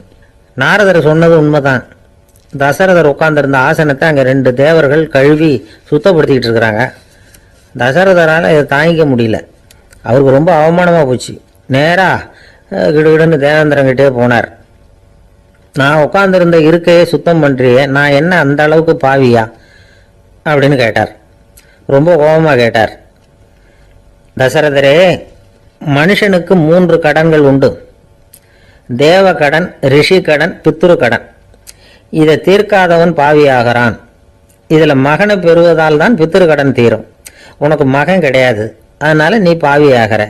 பாவி உட்கார்ந்துருந்த இடம்ங்கிறதுனால அதை சுத்தம் செய்ய வேண்டியது எங்கள் கடமை அப்படின்னு நானும் தேவேந்திரன். இந்த இடத்துல தசரதருக்கு ஏற்பட்ட அவமானம் ஒரு வைராக்கியமாக மாறிச்சு. தேவேந்திரனே கேட்டுக்கோ, ஒரு மகனை பெற்ற பிறகுதான் இந்த சபையில் மறுபடியும் அடி எடுத்து வைப்பேன் அப்படின்னு சொல்லிவிட்டு போயிட்டாரான். போய் புத்திர காமேஷ் யாகம் பண்ணார். புத்திரர்கள் பிறந்தார்கள். இந்த கதையில் உள்ள கருத்து என்னன்னா, தேவேந்திரன் தசரதரை அப்படி அவமானப்படுத்தலைன்னா அவருக்கு இப்படி ஒரு வைராக்கியம் பிறந்திருக்குமா யோசிச்சு பார்க்கணும். நமக்கு ஏற்படுகிற சில அவமானங்களையும் வைராக்கியமாக மாற்றிக்குவோம். அப்படி மாற்றிக்கிட்டோம்னா வாழ்க்கையில் வந்து முன்னேறலாம். நம்ம ஆளுங்க சில பேர் அவமானத்தை வந்து வைராக்கியமாக மாற்றிக்கிறது எப்படி தெரியுமா? நம்மகிட்ட ஒரு பையன் சொன்னான், எங்கள் அப்பா என்னை எல்லாருக்கும் முன்னாடி வச்சு திட்டிவிட்டார், பொறுப்பு இல்லாமல் ஊர் சுத்துறேன்னு சொல்லி அவமானப்படுத்தி விட்டார். இனிமேல் நீ என் முகத்திலேயே முழிக்காதரா போடான்னு வேற சொல்லிவிட்டார். எனக்கு ரோஷம் வந்துட்டுது. அந்த அவமானத்தை வைராக்கியமாக மாற்றிக்கிட்டேன். அன்னையிலேருந்து அவர் முகத்திலேயே முழிக்கிறது இல்லை அப்படின்னா. அப்படியான்னு கேட்டோம். ஆமாங்க, அவர் வீட்டில் இல்லாத நேரமாக பார்த்து உள்ள சமையல் கட்டுக்கு போய் சாப்பிட்டுட்டு நைஸாக வெளியில் வந்துடுவேன் அப்படிங்கிறான் அவன். ஒரு நாள் ராமர் அரசவையில் உட்கார்ந்துருக்கிறார். ராமராஜ்யம் நடந்துக்கிட்டு இருந்த நேரம். அந்த சமயத்தில் ஒரு நாய் வந்து அரச சபைக்கு வந்துதான். அது தலையில் அடிபட்டு ரத்தம். அந்த கோலத்தில் அது அங்கே வந்தது. எல்லாரும் ஆச்சரியமாக அதை பார்த்தாங்க. ராமரும் அந்த நாயை பார்த்தார். நீங்கள் வந்த காரியம் என்ன, என்ன நடந்தது, எதுவாக இருந்தாலும் பயப்படாமல் சொல்லு அப்படின்னார். உடனே அந்த நாய் மெதுவாக சொல்ல ஆரம்பிச்சுதான். ஐயா, நான் தெருவில் போய்கிட்டு இருந்தேன். வழியில் ஒருத்தர் வந்தார். அவர் வேத சாஸ்திரம்லாம் படித்த பெரியவர். அவர் எந்த காரணமும் இல்லாமல் அவர் கையில் வச்சிருந்த குச்சியால் என் தலையில் அடிச்சுட்டார். அதுதான் தலையில் ரத்தம். இதை நீங்கள் விசாரித்து தகுந்த தீர்ப்பு வழங்கணும் அப்படின்னு தான் அந்த நாய். ராமர் பார்த்தார். உடனே தன்னுடைய காவலர்களை அனுப்புனார். அந்த ஆளை எங்கே இருந்தாலும் போய் கொண்டுகிட்டு வாங்க அப்படின்னு விட்டார். காவலர்கள் போனாங்க. அந்த ஆளை பிடிச்சி கொண்டு வந்துட்டாங்க. அரண்மனைக்கு வா அப்படின்னு சொல்லி கூப்பிட்டுட்டு வந்துட்டாங்க. என்ன நடந்ததுன்னு விசாரித்தார் ராமர். அதுக்கு அந்த ஆள் சொன்னார், நான் வந்து வீதி வழியாக வந்துக்கிட்டு இருந்தேன். குறுக்க இந்த நாய் வந்தது. நான் அவசரமாக போய்கிட்டு இருந்தேன். இது எனக்கு வழி விடாமல் குறுக்க பூந்து இடைஞ்சல் பண்ணிச்சு. எனக்கு கோபம் வந்துட்டுது. அதனால் அடிச்சுட்டேன். வேத சாஸ்திரம் படித்த நான் என் வசம் இழந்து கோபப்பட்டது பெரிய தப்பு தான். அதை நான் ஒத்துக்கிறேன். குற்றத்தை ஒப்புக்கொள்கிறேன். எனக்கு என்ன தண்டனை கொடுக்கணுமோ அதை கொடுங்க, ஏற்றுக்கிறேன் அப்படின்னு விட்டார். சரி, இப்போ அந்த ஆளுக்கு தண்டனை கொடுக்கணும்.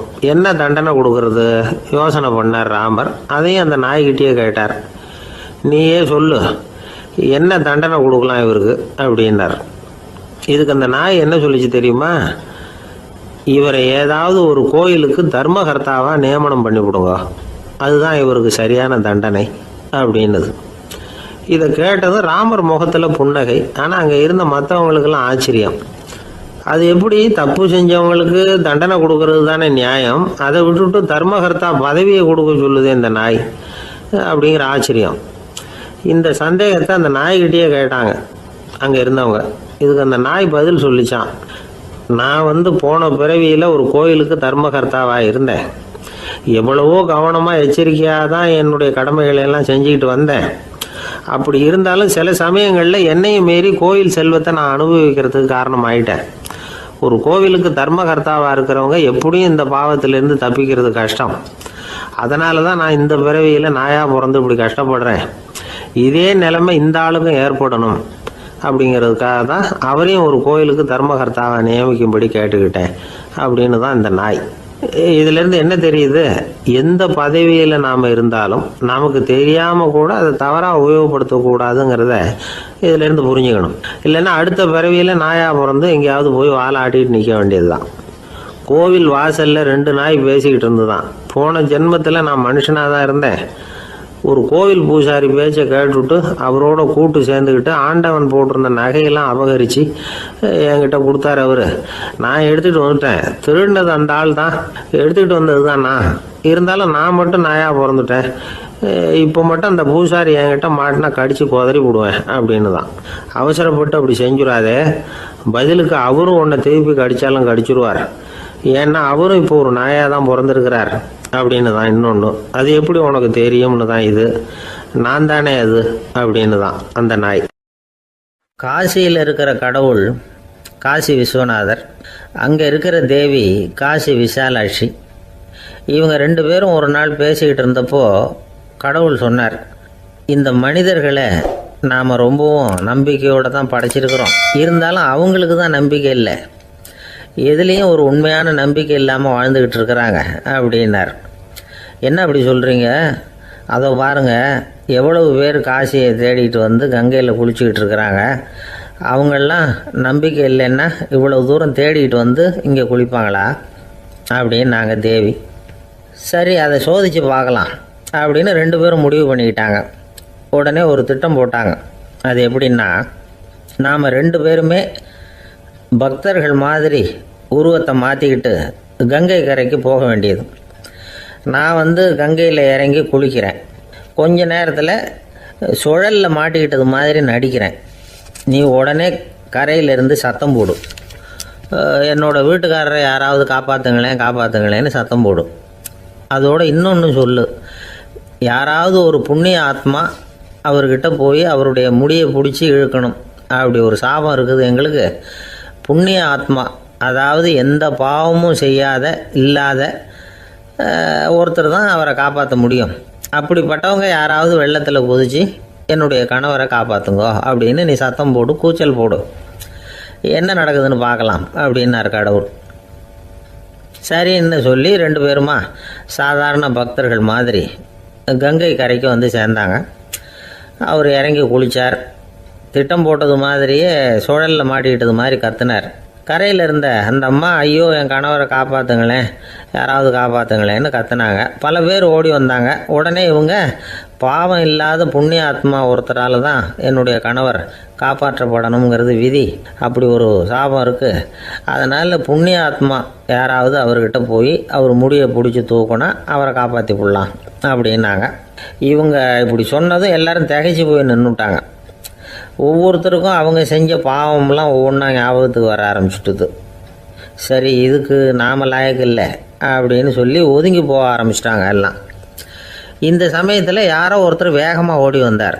ஆற்றுல குதிச்சார். அவர்கிட்ட போனார், முடியை பிடிச்சார், தூக்கினார், அவரை காப்பாற்றி கரைக்கு கொண்டுட்டு வந்துட்டார். அப்படி காப்பாற்றின அந்த ஆளை இவங்க 2 பேரும் தனியாக கூப்பிட்டுக்கிட்டு ஒரு மண்டபத்துக்கு வந்துட்டாங்க. வந்து விசாரிக்கிறாங்க. நீ யாரப்பா அப்படின்னு கேட்குறாங்க. ஏதும் தெரியாத மாதிரி. நான் இந்த ஊர் அன்ன சத்திரத்தில் வேலை செய்கிற ஒரு சமையல்காரன் அப்படிங்கிறார். நீ கங்கையில் குளிக்கிறது உண்டான்னு கேட்டிருக்காங்க. நான் இந்த ஊர்லேயே தான் இருக்கிறேன், இருந்தாலும் தினமும் கங்கையில் குளிக்கிறது இல்லை, எப்பாவது ஒரு நாள் அங்கே குளிப்பேன் அப்படின்னார். கங்கையில் மூழ்கி எழுந்திரிச்சா பாவம்லாம் தொலையும்னு சொல்கிறாங்க. அப்படி இருக்கிறப்போ அங்கே இன்றைக்கி கங்கையில் குளிச்சுக்கிட்டு இருக்கிறவங்கெல்லாம் தங்களை புண்ணிய ஆத்மாவா நினைக்கல. கங்கையில் குளிக்காத நீ உன்னை புண்ணிய ஆத்மாவா நினச்சி என்னை காப்பாற்ற வந்திருக்கிற, அது எப்படி அப்படின்னு கேட்டார். அதுக்கு அந்த ஆள் சொல்கிறான், கங்கையில் குதித்ததுக்கு அப்புறம் தானே உங்களை காப்பாற்ற போகிறோம். அப்படி குதிக்கும் பொழுது என்னுடைய பாவம்லாம் போயிருக்கும்ல, நான் புண்ணிய ஆத்மாவாக ஆயிருப்பேனே, அதனால தான் துணிஞ்சு உங்களை காப்பாற்றினேன் அப்படின்னா. கடவுளும் தேவியும் அவனுக்கு காட்சி கொடுத்தாங்களாம். இப்படி ஒரு கதை உண்டு. அதாவது கங்கையில் குளிச்சுக்கிட்டு இருக்கிறவங்களுக்கே தங்களுடைய பாவம் போகுங்கிற நம்பிக்கை பரிபூர்ணமாக இல்லை. குளிக்காத ஒருத்தனுக்கு அந்த நம்பிக்கை இருந்தது. அதனால் அவனால் கடவுளை பார்க்க முடிஞ்சது. கடவுளை நாமளும் பார்க்க முடியுமா முடியாதா அப்படிங்கிற குழப்பம்லாம் நமக்கு வேண்டியதில்லை. நம்பிக்கையோடு வாழணுங்கிற உண்மையை மட்டும் இந்த கதையிலேருந்து புரிஞ்சுக்கிட்டால் போதும். ஏன்னா இந்த கதையை கேட்டுட்டு ஒரு நண்பன் குதர்க்கமாக ஒரு கேள்வி கேட்டான். ஏன் சார், கங்கையில் குளித்தா பாவம் போயிடும்னு சொல்கிறீங்களே, நான் எனக்கு வேண்டாத ஒருத்தனை அழைச்சிட்டு போய் கங்கையிலேயே தள்ளி விட்டுட்டு அதுக்கப்புறம் அங்கேயே முழுக்க போட்டுட்டு நான் செஞ்ச பாவத்தை அதுலேயே கழுவி விட்டுட்டு மறுபடியும் உங்ககிட்ட வந்துடுறேன்னு வச்சுக்கோங்க, நீங்கள் என்னை புண்ணிய ஆத்மான்னு ஏற்றுக்குவீங்களா அப்படிங்கிறான். ஆள் கொஞ்சம் ஆசைந்தான் நம்மளே அங்கே அழைச்சிட்டு போனாலும் போயிடுவான். ஜெருசலேம் அங்கே உள்ள ஒரு தேவாலயம். அதில் உள்ள பலிபீடத்தின் முன்னாடி ஒரு பெட்டி உண்டு. அது காணிக்கை பெட்டி. ஆலயத்துக்கு வர்றவங்க பிரார்த்தனை பண்ணிவிட்டு திரும்பி போகிற சமயத்தில் அந்த பெட்டியில் காணிக்கை போடுவாங்க. அவங்களால எவ்வளவு முடியுமோ அவ்வளவு போடுறது வழக்கம். அவங்கவுங்க வசதிக்கு தகுந்த மாதிரி போடுவாங்க. வசதி உள்ளவங்களாக இருந்தாலும் சரி, வசதியே இல்லாத வறியவர்களாக இருந்தாலும் சரி, ஆலய காணிக்கை பெட்டியில் காசு போடுறது அவங்களுக்கு ரொம்ப பெருமையான ஒரு செயல். ஒரு சமயம் இயேசு தம்முடைய சீடர்களோடு அந்த ஆலயத்துக்கு வரார். அங்கே உட்காந்து ரொம்ப நேரம் வழிபாடு பண்ணிகிட்டு இருக்கிறார். சீடர்களும் அந்த ஜபத்தில் கலந்துக்கிட்டாங்க. வழிபாடு முடிஞ்சுது. இயேசு உட்காந்துருக்கிறார். காணிக்கை பெட்டியில் காசு போடுறவங்கள கவனிக்கிறார். சீடர்களும் அதையே கவனிச்சுக்கிட்டு இருக்கிறாங்க. ரொம்ப பேர் வரிசையாக வந்தாங்க. அவங்களால முடிஞ்ச அளவுக்கு காசு போட்டுட்டு அவங்க பாட்டுக்கு போய்கிட்டு இருக்கிறாங்க. வசதியானவங்க நிறைய பேர் வந்தாங்க. அதுக்கு மத்தியில் வயசான ஒரு அம்மா, அவங்களும் காசு போட்டுட்டு போகிறாங்க. இப்போ இயேசு தன்னுடைய சீடர்கள் பக்கம் திரும்பினார். ஒரு கேள்வி கேட்டார். இப்போ இந்த காணிக்கை பெட்டியில் நிறைய பேர் காசு போட்டுட்டு போகிறத நீங்கள் கவனிச்சிங்க. இன்னைக்கு இந்த காணிக்கை பெட்டியில் ரொம்பவும் அதிகமாக காசு போட்டது யார் அப்படின்னு கேட்டார். முதல்ல வந்தார ஒரு பெரிய மனுஷன், அவர் தான் அதிகமாக போட்டார் அப்படின்னார் ஒருத்தர். மூணாவதாக வந்தவர் தான் அதிகமாக போட்டார், நான் கவனித்தேன் அப்படின்னாரு இன்னொருத்தர். இப்படி ஆளுக்கு ஒரு விதமாக சொல்கிறாங்க. கடைசியாக இயேசு சொன்னாராம், இன்றைக்கு அந்த பெட்டியில் அதிகமாக காசு போட்டவங்க அந்த வயசான அம்மா தான் அப்படின்னாராம். சீடர்களுக்கு ஒன்றும் புரியல. அந்த அம்மா ரொம்பவும் ஏழையாச்சே, அவங்க எப்படி அதிகமாக காணிக்கை செலுத்த முடியும் அப்படிங்கிறது அவங்க சந்தேகம்.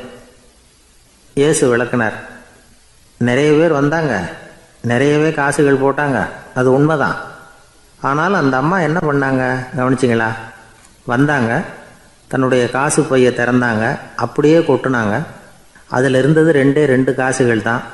அந்த 2 காசும் காணிக்கை பெட்டியில் விழுந்துட்டுது. மற்றவங்கள்லாம் தங்கள்கிட்ட இருந்த செல்வத்தின் ஒரு சிறு பகுதியை எடுத்து பெட்டியில் போட்டாங்க. ஆனால் இந்த அம்மா தன்கிட்ட என்ன இருந்ததோ அதை அப்படியே போட்டுட்டாங்க. தன்னுடைய பிழைப்புக்காக வச்சுருந்த அவ்வளவையும் இழக்கிறதுக்கு தயாராகிட்டாங்க. அவ்வளவு தாராள மனசு அவங்களுக்கு. அதனால் அவங்க செலுத்தின காணிக்கை தான் அளவில் அதிகம் அப்படின்னார். விலை மதிப்பில்லாத முத்து புதையல் ஒருத்தனுக்கு கிடைக்க போகுதுன்னு வச்சுக்கோங்க. அதன் மதிப்பை உணர்ந்தவன் என்ன பண்ணுவான்? அதை அடையிறதுக்காக தன்கிட்ட இருக்கிற எதையும் கொடுக்கறதுக்கு தயாராக இருப்பான் இல்லையா? அது மாதிரி தான் இதுவும் அப்படின்னார். உலக மதிப்பீடுகளை துரும்பா தூசியாக மதித்து அதையெல்லாம் உதறி விடுகிறவன் இறையருள் அப்படிங்கிற இணையில்லாத செல்வத்தை பெறுகிறான் அப்படிங்கிறது இதில் உள்ள கருத்து. இறைவனுக்காக இழப்பதுன்னா துன்பப்படுகிறவர்களுக்காக, ஏழைகளுக்காக, ஏதுமற்றவர்களுக்காக இழப்பது அப்படின்னு அர்த்தம். உங்கள் அயலானுக்கு நீங்கள் என்ன உதவி செய்தாலும் அதை எனக்கே செய்கிறீர்கள் அப்படின்னு இயேசு சொல்லியிருக்கிறார். அடுத்தவங்களுக்கு உதவணுங்கிற குணம் இன்னைக்கு ரொம்ப குறைஞ்சி போச்சு. ஒருத்தன் வாழைப்பழத்தோல் வழுக்கி கீழே விழுந்துட்டான். பக்கத்தில் இருந்த நண்பன் உடனே இவனை தூக்கிக்கிட்டு போய் ஆஸ்பத்திரியில் சேர்த்துட்டான். அதுக்கப்புறம் சொன்னான், நீ அந்த வாழைப்பழத்தோலில் காலை வைக்க போகிறத முன்னாடியே நான் கவனிச்சுட்டேன் அப்படின்னு நானா. அப்படின்னா அப்போவே நீ எனக்கு உதவி செஞ்சுருக்கலாமே அப்படின்னு நானா அவன். நான் டாக்டருக்கு உதவலாம்னு நினச்சிட்டேன் அப்படின்னா இவன். ஒரு தடவை நாரதர் ஒரு தெரு வழியாக போய்கிட்டு இருந்தார். வழியில் ஒருத்தர் வேத சாஸ்திரம்லாம் படிச்சுக்கிட்டு உட்காந்துருந்தார். அவர் நாரதரை பார்த்து எங்கே போயிட்டு இருக்கிறீங்கன்னு கேட்டார். கடவுளை பார்த்துட்டு வரலாம்னு போயிட்டு இருக்கிறேன் அப்படின்னார் நாரதர். அப்படின்னா அவர்கிட்ட எனக்கு எப்போ முக்தி கிடைக்கும்னு கேட்டுட்டு வாங்களேன் அப்படின்னார் இவர். சரி கேட்டு வரேன் அப்படின்னு சொல்லிவிட்டு நாரதர் நடந்தார். கொஞ்சம் தூரத்தில் ஒரு மரத்தடியில் ஒரு தொழிலாளி செருப்பு தைச்சிக்கிட்டு உட்காந்துருந்தார். அந்த ஆளும் அதே மாதிரி கேட்டுக்கிட்டார். எனக்கு எப்போ முக்தி கிடைக்கும்னு கடவுள்கிட்ட கேட்டுக்கிட்டு வாங்களேன்னார். அவர்கிட்டையும் சரின்னு சொல்லிவிட்டு நாரதர் நேராக வைகுண்டத்துக்கு வந்து சேர்ந்தார். கடவுளை பார்த்தார். இவங்க 2 பேரும் சொல்லி அனுப்பின விஷயத்தை பற்றி கேட்டார். அதுக்கு கடவுள் சொன்னார், அந்த செருப்பு தைக்கிற தொழிலாளி உடல் நீத்ததும் உடனே என்னை வந்து அடைவான். ஆனால் அந்த சாஸ்திரம் படித்த ஆள் இப்போதைக்கு என்கிட்ட வந்து சேர மாட்டான். அவன் இன்னமும் பல பிறவிகள் எடுத்து அங்கேயே இருக்க வேண்டியிருக்குது. எப்போ இங்கே வந்து சேருவான்னு எனக்கே தெரியாது அப்படின்னார். நாரதருக்கு இதோட ரகசியம் என்னங்கிறது புரியல. எனக்கு ஒன்றும் புரியலையேன்னாரான் கடவுள்கிட்ட. சீக்கிரம் புரிஞ்சுக்குவேன், நீ திரும்பி போகிறப்போ நான் இங்கே வைகுண்டத்தில் என்ன செஞ்சுக்கிட்டு இருக்கேன்னு கேட்டால் ஒரு ஊசியின் துவாரத்தில் ஒரு யானையை கோத்துக்கிட்டு இருக்கிறேன்னு அவங்கக்கிட்ட சொல்லு அப்படின்னார் கடவுள் சிரிச்சுக்கிட்டே. நாரதர் பூமிக்கு திரும்பினார். கடவுளை பார்த்தீங்களா எப்படி இருக்கார் அப்படின்னு விசாரித்தார் வேத சாஸ்திரம் படித்தவர். ஓ பகவானா, அவர் யானையை ஊசியின் காதில் நுழைச்சிக்கிட்டு இருக்கிறார் பார்த்தேன்னார் நாரதர். ஊசி காதில் யானையா? அது எப்படி முடியும்? நீங்கள் சொல்கிறத நான் நம்ப மாட்டேன்னு விட்டார் அவர். சரி, இந்த ஆளுக்கு இறைவன் பேரில் நம்பிக்கை இல்லை அப்படிங்கிறத நாரதர் புரிஞ்சுக்கிட்டார். அடுத்தபடியாக அந்த தொழிலாளி இருந்த இடத்துக்கு போனார். இறைவனை பார்த்தீங்களான்னு கேட்டார் அவர். பார்த்தேன், ஒரு ஊசி துவாரத்தில் யானையை கோத்துக்கிட்டு இருந்தார் அப்படின்னு சொல்லிவிட்டு நாரதர் அந்த ஆள் முகத்தை கவனித்தார். அந்த தொழிலாளி இதை கேட்டுட்டு கொஞ்சம் கூட ஆச்சரியப்படலை. அவரால் முடியாத காரியம் கூட உண்டானார். என்ன இப்படி சொல்கிற? ஊசியின் துவாரத்தில் யானையை கோக்க முடியும்னு நீ நம்புறியா அப்படின்னு கேட்டார் நாரதர். நிச்சயமாக நம்புகிறேன்னார் அவர். அது எப்படி அப்படின்னு கேட்டார் இவர். இதை பாருங்கள், நான் இந்த ஆலமரத்தடியில் தான் தினமும் உட்காந்துருக்கிறேன். தினமும் இந்த மரத்திலிருந்து எவ்வளவோ பழம் கீழே விழுது. இந்த பழத்தில் இருக்கிற ஒவ்வொரு விதையிலேயும் உள்ள ஒரு ஆலமரம் இருக்குது. ஒரு சின்ன விதைக்குள்ள ஒரு பெரிய ஆலமரம் இருக்க முடியுங்கிறப்ப ஊசி துவாரத்தில் கடவுள் யானையை நுழைய வச்சாருங்கிறத ஒத்துக்கிறதுல என்ன கஷ்டம் இருக்குது அப்படின்னு ரொம்ப சர்வசாதாரணமாக பதில் சொன்னாராம் அந்த தொழிலாளி. நாரதர் யோசனை பண்ணார். இந்த தொழிலாளி வேத சாஸ்திரங்களையெல்லாம் படிக்கலைன்னா கூட அறிவுபூர்வமாக சிந்திச்சு இறைவனை நம்புகிறான். அதனால தான் கடவுள் இந்த ஆளுக்கு சீக்கிரம் முக்தி கிடைக்கும்னு சொன்னார் அப்படிங்கிறத புரிஞ்சுக்கிட்டாராம். இந்த கதையில் வர்ற கடவுள், நாரதர், வைகுண்டம் இதெல்லாம் ஒரு பக்கம் இருக்கட்டும், ஒரு சின்ன விதைக்குள்ள ஒரு பெரிய ஆலமரம் தூங்கிக்கிட்டு இருக்கு அப்படிங்கிற உண்மை, அந்தரத்தில் 1000 கிரகங்கள் சுற்றிக்கிட்டு இருக்குங்கிற உண்மை, இதெல்லாம் நாம் பார்த்துக்கிட்டு தானே இருக்கிறோம். இந்த உண்மைகள் அதிசயமாக நமக்கு தெரியறதுனால அதை நம்பாமல் இருந்துட முடியாது. இயற்கையை பரிபூர்ணமாக நம்புங்கள், அந்த நம்பிக்கையே நம்ம வாழ்க்கைக்கு ஆதாரம் அப்படிங்கிறத விளக்கிறதுக்காக தான் இந்த கதை. இந்த காலத்தில் நம்ம பிள்ளைங்களுக்கெல்லாம் இது மாதிரி நம்பிக்கை அதிகமாகவே இருக்குது. ஒரு நாள் ஒரு சின்ன பையன்கிட்ட கேட்டேன், ஏன்பா கடவுள் ஒரு பானைக்குள்ளே ஒரு யானையை நுழைய வச்சுட்டாருன்னு சொன்னால் அதை நீ நம்புவியா அப்படின்னு கேட்டோம். நம்புவேன் சார், அது ஒன்றும் பெரிய அதிசயம் இல்லைன்னா. எப்படிறான்னு கேட்டோம். எப்படின்னா அந்த பானை அந்த யானையை விட பெருசாக இருந்திருக்கும், அவ்வளவுதான் அப்படின்னு சொல்கிறான். இயேசுநாதர்கிட்ட ஒருத்தர் கேட்டாராம், இயேசுவே என்னை எவ்வளவு நேசிக்கிறீர்கள் அப்படின்னு. அவர் தன்னுடைய 2 கைகளையும் அகல விரித்து இவ்வளவு என்று சொல்லி சிலுவையில் உயிர் நீத்தார் அப்படின்னு சொல்லுவாங்க. அதாவது அந்த நேசிப்புக்கு எல்லை கிடையாது, அதே போல மன்னிப்புக்கும் எல்லை கிடையாது. இது இயேசுநாதர் சொல்லி கொடுத்த ஒரு பாடம். இயேசுனுடைய சீடர்களில் ஒருத்தன் பீட்டர், அவன் ஒரு நாள் இயேசுநாதர்கிட்ட கேட்டிருக்கான், இயேசுவே நான் என்னுடைய தம்பிக்கிட்ட அடிக்கடி சண்டை போட்டுக்கிட்டு இருக்கிறேன், என்னுடைய சகோதரன் கூட, அவனை நான் எத்தனை தடவை மன்னிக்கிறது? ஏற்கனவே 7 தடவை அவனை மன்னிச்சுட்டேன் அப்படின்னு சொல்லியிருக்கிறான். அப்போது இயேசு சொன்னாராம், மன்னிக்கிறதுக்கு எத்தனை தடவைங்கிற கணக்கெல்லாம் கிடையாது. எத்தனை தடவை உன்னுடைய சகோதரன் உன்னை கோபப்படுத்துகிறானோ அத்தனை தடவை நீ மன்னிக்கிறதுக்கும் தயாராக இருக்கணும், அதுதான் அப்படின்னு சொன்னாராம். அப்போ இவனுக்கு ஒன்றும் புரியல, இது என்ன அவன் தப்பு பண்ணிக்கிட்டே இருப்பான், நாம் மன்னிச்சுக்கிட்டே இருக்கிறதா அப்படிங்கிறது மாதிரி குழப்பமாக இருந்திருக்கிறான். அப்போது இயேசுநாதர் தன்னுடைய சீடன் பீட்டர்கிட்ட ஒரு கதை சொன்னாராம். அந்த கதை இன்றைக்கு நாம் எல்லாரும் சிந்தித்து பார்க்க வேண்டிய ஒரு கதை. அதாவது மன்னிப்பை விரும்புகிறவர்கள் மன்னிக்கவும் தயாராக இருக்க வேண்டும் அப்படிங்கிறது தான் அந்த கதையினுடைய தத்துவம். அந்த இயேசுநாதர் சொன்ன கதை என்னன்னா, ஒரு மன்னர் இருந்தார். அவர் ஒரு நாள் அரண்மனையில் உட்காந்து கணக்கு வழக்குகள்லாம் பார்த்துக்கிட்டு இருந்தார். நம்ம அரண்மனையிலேருந்து யார் யார் அரசாங்க கடன் வாங்கியிருக்கிறாங்க, யார் யார் திருப்பி செலுத்தியிருக்கிறாங்க அப்படிங்கிற விவரத்தையெல்லாம் பார்த்துக்கிட்டு இருந்தார். அப்போ தான் புரிஞ்சுது, அந்த அரண்மனையில் வேலை செய்கிற ஒருத்தனே அரசாங்க கடன் வாங்கியிருக்கிறான். எவ்வளவு? 10,000 பொற்காசுகள் வாங்கியிருக்கான் கடன். இந்த 10,000 பொற்காசுகளை திருப்பி செலுத்தலை அரசாங்கத்துக்கு. இது மன்னர் கவனத்துக்கு வந்தது. உடனே நம்ம அரண்மனையில் இருக்கிறவனே அரசு கடன் வாங்கி திருப்பி செலுத்தாமல் இருக்கான், அவனை கூப்பிட்டு வாங்கன்னு சொல்லி கூப்பிட்டுட்டு வந்தாங்களாம். விசாரிச்சிருக்கிறாங்க, என்னப்பா நீ எவ்வளோ ஒன்று? ஆமாங்க 10,000 பொற்காசுகள் வாங்கியிருக்கிறேன், இன்னும் திருப்பி கட்டலைன்றிருக்கான். உடனே அவர் மன்னர் சொல்லியிருக்கிறார், நம்ம சட்டத்திட்டப்படி நீ உடனே பணத்தை திருப்பி கட்டிடு. அப்படி உன்னால் கட்ட முடியலன்னா உன்னுடைய வீடு வாசல் சொத்து சுகம் எல்லாத்தையும் விற்று அந்த பணத்தை அரசு கருவூலத்தில் சேர்த்துக்கிறதுக்கு நானே ஏற்பாடு பண்ணிடுறேன் அப்படின்னு அந்த மன்னர் சொன்னாராம். இவன் அப்படியே அதிர்ச்சி ஆகிட்டான். அப்படியே பொத்துன்னு காலில் விழுந்தானா, மன்னா என்னை மன்னிச்சுங்க, என்னால் முடியல, எனக்கு மன்னிப்பு கொடுங்க அப்படின்ட்டுருக்கான். உடனே அவர் எழுந்திரிச்சு, சரி நீ மன்னிப்பு கேட்டுவிட்டேன், அதனால் உன்னை மன்னிக்கிறேன், நீ பணம் கட்ட வேண்டாம் அப்படின்னு சொல்லி அந்த மன்னர் அவனை விட்டுட்டாராம். பணத்தையும் தள்ளுபடி போட்டார், நீ திருப்பி கட்ட வேண்டான்னு. இவனுக்கு ரொம்ப மகிழ்ச்சி. அதனால் ரொம்ப உல்லாசமாக வந்துகிட்டு இருக்கிறான். தெருவில் வந்துக்கிட்டு இருக்கிறப்ப இவங்கிட்ட கடன் வாங்கின ஒருத்தன் எதுக்கு வந்துக்கிட்டு இருக்கான். அவன் இவங்கிட்ட ஒரு 100 பொற்காசுகள் கடன் வாங்கியிருக்கான். அவன் வந்தான், இவன் போய் அவன் சாட்டையை பிடிச்சிக்கிட்டான், நீ எப்படா என் கடனை திருப்பி கொடுக்க போகிறேன்னு. அவன் இப்போ முடியல, கொஞ்சம் பொறுத்துக்கா, அப்புறம் தரேன் இருக்கான். அதெல்லாம் முடியாது, நீ கொடுத்து தான் ஆகணும் அப்படின்னு இவன் புடிவமாக சொல்கிறான். இப்போ நிலைமையை பாருங்கள், இவன் ஏற்கனவே 10,000 பொற்காசுகள் அரசாங்கத்தில் கடன் வாங்கினா அதுக்கு மன்னிச்சு விட்டுட்டார் இவனை. ஆனால் இவன் இன்னொருத்தனை மன்னிக்கிறதுக்கு தயாராக இல்லை. இவங்கிட்ட கடன் வாங்கின இன்னொருத்தன் 10 பொற்காசுகள், அவனை மன்னிக்க தயாராக இல்லை. அவனை கொண்டு போய் நீதிமன்றத்தில் கொண்டு போய் நிறுத்தி தண்டனை வாங்கி கொடுத்துட்டான். நீதிபதி என்ன சொன்னார், அந்த இவன் வாங்கின பொற்காசுகளை திருப்பி கட்டுற வரைக்கும் ஜெயிலில் இருக்கணுங்கிறது தீர்ப்பு. ஆனால் உடனே அரசர் காதில் விழுந்தது. சொல்லிட்டாங்க, உங்ககிட்ட மன்னிப்பு வாங்கிட்டு போனானே ஒருத்தன், அவன் இன்னொருத்தனை மன்னிக்கிறதுக்கு தயாராக இல்லை, அவனை கொண்டு போய் ஜெயிலில் அடைச்சிட்டான் அப்படின்னு. உடனே மன்னர் பார்த்தார், இவனை மறுபடியும் கூப்பிட்டு வர சொன்னார்.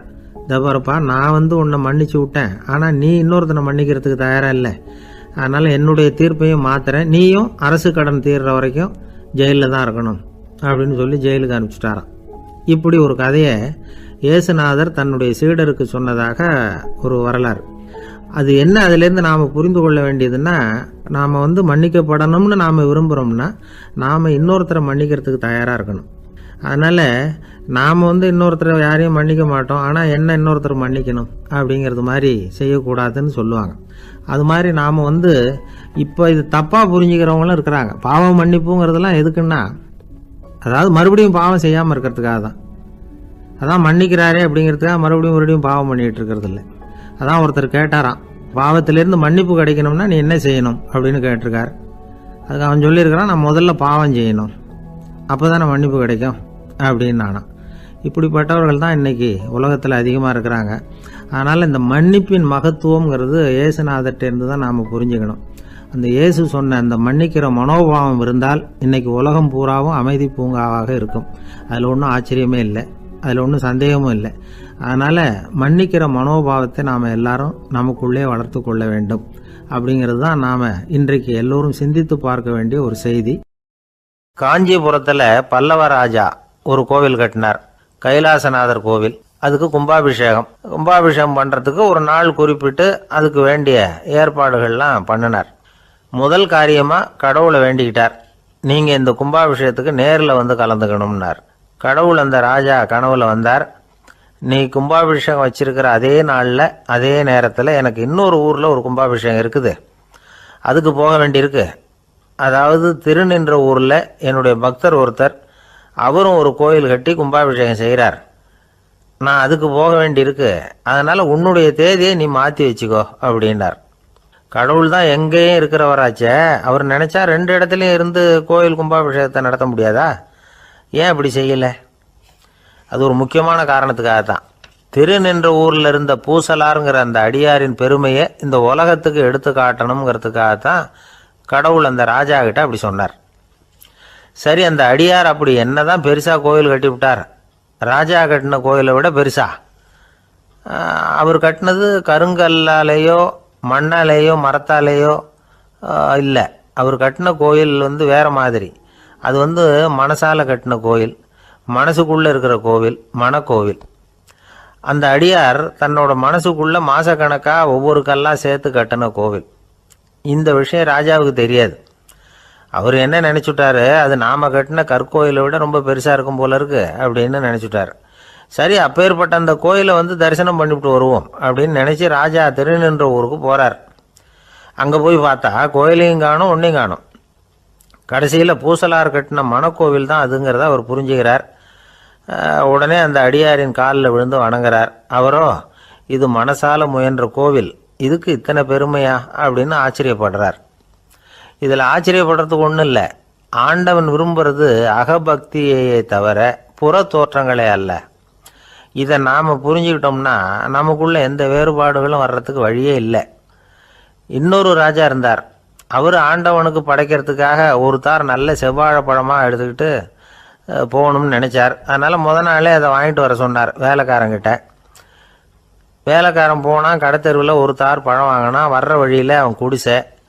அப்படியே எட்டி பார்த்துட்டு போவோமேன்னு நினச்சான். போனான். அங்கே இவனோட குழந்தை பாவம் பசியால் கத்திக்கிட்டு இருக்கு. இவன் பார்த்தான், இவ்வளவு பெரிய தாரில் ஒரு 2 பழம் எடுத்தா தெரியவா போகுது அப்படின்னு நினச்சி ஒரு 2 பழத்தை பிச்சு அந்த குழந்தைகிட்ட கொடுத்தான். அதை வாங்கி வயிறார சாப்பிட்டுது. பசி அடங்குச்சு, விளையாட போயிட்டுது. இவன் அதுக்கப்புறம் வாழைப்பழத்தை எடுத்துக்கிட்டு அரண்மனைக்கு வந்தான். 2 பழம் பிச்சிருக்கிறது ராஜாவுக்கு தெரிஞ்சு போச்சு. இவன் உண்மையை சொல்லிவிட்டான். உடனே ராஜா, கடவுளுக்கு படைக்க வேண்டிய பொருளை குழந்தை எச்சில் பண்ண விட்டுருக்கியே அப்படின்னு சொல்லி அவனை கட்டி வச்சு சாட்டையால் அடித்தார். பாவம். மறுநாள் பழத்தை கோயிலுக்கு எடுத்துகிட்டு போனார். கடவுள் முன்னாடி வச்சார். கடவுள் கண்ணை திறந்து பார்த்தார். பழம்லாம் அழுகி இருக்குது. என்ன இது அழுகி போன பழம் அப்படின்னார். ராஜா முழிச்சார். நல்லா தானே இருந்தது அப்படின்னு நினச்சார். அப்போ கடவுள் அந்த ராஜா கிட்ட சொன்னாராம், இதை பார்ப்பா, இந்த தாரில் 2 பழம் தான் நல்ல பழம். அந்த 2 பழங்களையும் நேற்றுக்கே நான் சாப்பிட்டுட்டேன் அப்படின்னாராம். அப்போ தான் ராஜாவுக்கு புரிஞ்சுது, ஏழை குழந்தையின் பசியை தீர்க்கறதுக்காக உதவுன அந்த 2 பழம்தான் இறைவன் சாப்பிட்ட பழம்னு. இறைவன் இருக்கிற இடம் எது? இதுதான். என்னுடைய நீண்டகால நண்பர் ஒருத்தர் வருஷம் தவறாமல் திருநள்ளாறு அப்படிங்கிற திருத்தலத்துக்கு போயிட்டு வர்றது வழக்கம். அங்கே என்ன சார் விசேஷம்னு கேட்கறது உண்டு. என்ன இப்படி கேட்குறீங்க? சனி பகவான் நலன் விருப்பப்படி அங்கே தானே எழுந்தருளி இருக்கிறார். அவரை போய் பார்த்து ஒரு கும்பிடு ஓட்டுட்டு வந்தா நம்ம பிடிச்சிருக்கிற சனியெல்லாம் விலகும் அப்படிம்பார். சத்தம் போட்டு சொல்லாதீங்க சார், வீட்டில் வேற யார் காதிலையாவது இது விழுந்துற போது அப்படின்னு சொல்கிறது உண்டு வர்றவங்க. இப்போது நான் சொல்கிறதுல உள்ள நியாயத்தை புரிஞ்சுக்கிட்டு அவரும் கொஞ்சம் எச்சரிக்கை உணர்வோடு நமக்கு நன்றி சொல்லுவார்னு வச்சுங்களேன். அதாவது பார்வை மூலமாகவே. அந்த நண்பருக்கு ஆன்மீக விஷயங்களில் அதிக ஈடுபாடு உண்டு. அப்பப்போ சில புராண கதைகளை எல்லாம் சொல்கிறது உண்டு. ரொம்ப சுவாரஸ்யமாக இருக்கும். எப்போவுமே புராண விஷயங்களையெல்லாம் அறிவியலுங்கிற தராசில் வச்சு எடை போட்டுட்டு இருக்கக்கூடாது. அப்படி பார்த்தா அதெல்லாம் நம்ப முடியாத வெறும் கற்பனைகளாக தோணும், மூட நம்பிக்கைகளாகவும் தெரியும். புராணங்களை புராணங்களாகவே புரிஞ்சுக்கிறவங்களுக்கு அதெல்லாம் அர்த்தமுள்ள செய்திகளை உள்ளடக்கி இருக்கிறதாக தெரியும். அந்த வகையில் தான் இந்த நண்பரும் நிறைய செய்திகளை சொல்கிறது உண்டு. சனியை போல கொடுக்குறவனும் இல்லை, சனியை போல கெடுக்கிறவனும் இல்லை அப்படின்னு சோதிடர்கள் சொல்லுவாங்க. நாம் ஏதாவது ஒரு வம்புல மாட்டிக்கிட்டா பிடிச்சது சனி அப்படிங்கிறோம். ராவணன் எப்பேற்பட்ட வீரன், அவனே சனி பார்வைப்பட்டது தானே சங்கடப்பட ஆரம்பிச்சான் அப்படின்னார் நண்பர். அது எப்படிங்கன்னு கேட்டேன். அவர் சொல்ல ஆரம்பிச்சார், இந்த ராவணன் இருக்கானே நவ கிரகங்களையும் பிடிச்சி கொண்டுட்டு தன்னுடைய சிம்மாசனத்தில் அப்படியே படிகளாக போட்டு வச்சுட்டானா. ஒவ்வொரு படியா. பாவம், அந்த 9 தேவதைகளும் ஒவ்வொரு படியா குப்புற கிடக்குறாங்க. நவக்கிரகம் நம்மளை ஆட்டி படைக்குதுன்னு நாம சொல்லிட்டு இருக்கிறோம். ஆனால் அந்த நவக்கிரகங்களை ராவணன் எப்படி வச்சிருந்தான் பாருங்க. எல்லாரையும் சிம்மாசனத்துக்கு பக்கத்தில் படிப்படியாக போட்டு வச்சிருக்கிறான். காலை அது மேலே வச்சு தான் ஏறி போகணும். வேற வழி இல்லாமல் எல்லாரும் குப்புற விழுந்து கிடக்குறாங்க. ராவணன் ஒவ்வொரு தடவையும் இவங்க முதுகில் அடி வச்சு ஏறி தான் அந்த சிம்மாசனத்துக்கு போகிறது வழக்கம். இப்படி நடந்துகிட்டு இருக்கிறது நாரதர் கண்ணில் போட்டுட்டு தான். அவர் சும்மா இருப்பாரா? யோசனை பண்ணார், என்ன செய்யலாம் அப்படின்னு. ஒரு முடிவு பண்ணிட்டு நேராக ராவணன் கிட்ட போனாராம். ராவணா, நீ நவக்கிரகங்களை பிடிச்சி கொண்டாந்து உன்னுடைய சிம்மாசனத்துக்கு படிகளாக போட்டு வச்சிருக்கிற. அது உன்னுடைய வீரத்தை காட்டுது. இருந்தாலும் ஒரு விஷயத்த நீ யோசிச்சு பார்க்கணும். ஒவ்வொரு தடவை நீ சிம்மாசனத்துக்கு போகும்பொழுதும் நவக்கிரகங்களின் முதுகல் அடி வச்சு நீ ஏறி போற, அது உனக்கு பெருமை கிடையாது. அவங்களுடைய மார்புல அடி வச்சு ஏறி போகணும், அதுதான் உனக்கு பெருமை அப்படின்னாராம். இவர் சொல்றதும் சரிதானே அப்படின்னு யோசிச்சிருக்கான் ராவணன். உடனே குப்புற கிடந்த நவக்கிரகங்களை திருப்பி மல்லாக்க போட்டான். அவங்க மார்புல அடி வச்சு மேலே ஏறி சிம்மாசனத்துக்கு போனானா. அப்படி போயிட்டு இருக்கும் பொழுது சனி பகவானின் பார்வை அவன் மேல பட்டுதான். அவ்வளவுதான். என்னாச்சு தெரியுமா? சூர்பனகை தேடி வந்தா. சீதையோட அழகை பத்தி தன்னுடைய அண்ணங்கிட்ட சொல்ல ஆரம்பிச்சுட்டா. விவகாரம் ஆரம்பமாயிட்டது. அதுதான் சனியனுடைய வேலை அப்படின்னு சொல்லி இந்த கதையை சொல்லி முடிச்சார் என்னுடைய நண்பர். ஆக சனியின் பார்வை நம்ம மேல படாம பாத்துக்கிறது தான் நல்லதுங்கிறீங்க அப்படின்னு.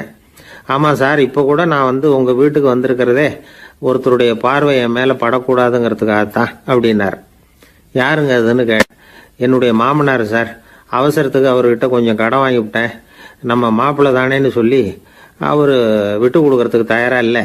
இன்னைக்கு இப்போ அவர் எங்க வீட்டுக்கு வரக்கூடிய நேரம், அதுதான் அவர் பார்வையிலிருந்து படாம தப்பிக்கலாங்கிறதுக்காக இங்க வந்துட்டேன் அப்படின்னார். பார்வை படணும்னு இருந்தா பட்டுத்தான் தீரும் போல இருக்கு அப்படின்னா. என்ன சார் சொல்றீங்கன்னார் ஒன்னும் புரியாம. நீங்க இங்கதான் வருவீங்கன்னு அவருக்கு ஏற்கனவே தெரியும் போல இருக்கு. அதனால உங்களுக்கு முன்னாடியே உங்க மாமனார் இங்க வந்துட்டார். அதுவும் அந்த பீரோவுக்கு பக்கத்துல தான் பின்னாடி மறைஞ்சு நின்றுட்டு இருக்கிறார் அப்படின்னு. அர்ஜுனன் கேட்ட கேள்விக்கெல்லாம் பகவான் கண்ணன் பதில் சொன்னார். அதுக்கு பேர் பகவத்கீதை. அதே மாதிரி உத்தவன் கேட்ட கேள்விக்கும் அவர் பதில் சொல்லியிருக்கிறார். அதுக்கு என்ன பேருனா உத்தவ கீதைன்னு பேர். அது சரி, உத்தவன்னா யார்? கண்ணனுக்கு சின்ன வயசுலேருந்தே தேர் ஓட்டிக்கிட்டு இருந்தவன் அவன் தான். குருஷேத்திர போர் முடிஞ்சது. அதர்மத்தை அழித்து தர்மத்தை நிலைநாட்டி தர்மனுக்கு முடிச்சு விட்டினார் கண்ணபிரான். அதுக்கப்புறம் துவாரகைக்கு திரும்பினார். தான் வந்த காரியம் முடிஞ்சது. அதனால் இளமையிலிருந்தே தனக்கு தேரோட்டியா இருந்து வந்த உத்தவனை கூப்பிட்டார். இதை பாருப்பா, உனக்கு வேணுங்கிறத கேளுன்னார். அவன் தனக்குன்னு எதையும் கேட்கறதுக்கு ஆசைப்படலை. இருந்தாலும் கேள்வி கேட்குறதில் அவன் ரொம்ப கெட்டிக்காரன். அதனால் கேட்க ஆரம்பித்தான். பரந்தாமா, ராஜசூய யாகத்துக்கு தர்மனை கூப்பிட்டு தன்னுடைய அரண்மனையில் விருந்து வச்சான் துரியோதனை. அதுக்கப்புறம் சூதாட்டத்துக்கு கூப்பிட்டான். தர்மன் தோல்வி அடைகிற மாதிரி பண்ணிவிட்டான். நீங்கள் தான் முக்காலமும் உணர்ந்தவராச்சே, சூதாட்டத்தில் தர்மர் ஜெயிக்கிறது மாதிரி பண்ணியிருக்கக்கூடாதா? இந்த பகடைக்காயை உருட்டுறப்போ நீங்கள் எதிர்பார்த்தது விழற மாதிரி பண்ணியிருக்கலாமே. சரி, அதுதான் இல்லை. வேடிக்கை பார்த்துக்கிட்டு இருந்த பீமன், அர்ஜுனன், நகுலன், சகாதேவன் இவங்களையும் பணையம் வச்சு ஆடுறப்போவாவது காப்பாற்றிருக்கலாம். அதையும் நீங்கள் செய்யலை. பாவம் அந்த அவல பொண்ணு, ஒன்றும் புரியாத ஒன்றும் தெரியாத அந்த உன்னுடைய சகோதரி திரௌபதி, அந்த பொண்ணை துச்சாதனன் இழுத்துக்கிட்டு துகில் உரிகிற கட்டத்தில் காப்பாற்றினியே. இது நியாயமா, முறையா, அறமா? இதுதான் உத்தவன் கேட்ட கேள்வி. இதுக்கு பரந்தாமன் பதில் சொல்கிறார். அப்படி கேள் உத்தவா. தருமனை துரியோதனன் சூதாட அழைக்கும் பொழுது என்ன சொன்னான் தெரியுமா? நான் பணையம் வைக்கிறேன், எனக்கு பதிலாக என்னுடைய மாமன் சகுனி பகடைக்காய்களை உருட்டுவான்னு சொன்னான். உடனே தருமன் எனக்கு பதிலாக என்னுடைய மைத்துனன் கண்ணன் பகடைக்காய்களை உருட்டுவான்னு சொல்லியிருக்கலாமே. அப்படி சொல்லலை. என்ன செஞ்சான் தெரியுமா? துரியோதனன் கூட சூதாட்டத்துக்கு சம்மதிச்சிட்டோம், கடவுளே இது என்னுடைய மைத்துனன் கண்ணபிரானுக்கு தெரியக்கூடாது அப்படின்னு வேண்டிக்கிட்டான். இதனால் தருமன் எனக்கு மனசால் தடை போட்டுட்டான். அதனால் அரண்மனைக்கு வெளியிலேயே என்னை கூப்பிடுவாங்கன்னு நான் காத்துக்கிட்டு இருந்தேன். பீமன், அர்ஜுனன், நகுலன், சகாதேவன், திரௌபதி இவங்களை பணையம் வச்சு ஆடுறப்போவாவது கூப்பிடுவாங்கன்னு பார்த்தேன். அப்பவும் அவங்க என்னை கூப்பிடல, நினைக்கல. திரௌபதியை துச்சாதனன் கூந்தலை பிடிச்சி இழுக்கிறான். அப்போ கூட அவள் தன்னுடைய உடல் பலத்தால் தடுக்கிறதுக்கு முயற்சி பண்ணாலே தவிர என்ன நினைக்கல. துரியோதனன் சபைக்கு இழுத்து செல்லப்பட்ட திரௌபதி அறநூல்களையும் அரச நீதிகளையும் சொல்லிக்கிட்டு இருந்தாலே தவிர என்ன நினச்சே பார்க்கல. துகில் உரிகிற கட்டத்தில் தான் ஹரி ஹரி கண்ணா பரந்தாமன்னு கூப்பிட்டா. அதனால தான் அப்போ போய் நான் காப்பாற்றினேன் அப்படின்னா பரந்தாமன். அப்படின்னா நீ அழைச்சாதான் போவியா, நீயா போக மாட்டியா அப்படின்னு கேட்குறான் உத்தவன். ஆமாம், நான் கூப்பிட்டா தான் போவேன். மனிதர்கள் செய்யக்கூடிய செயல்களையெல்லாம் அவங்கவுங்க போக்கிலேயே விட்டுட்டு வேடிக்கை பார்த்துக்கிட்டு இருப்பேன்.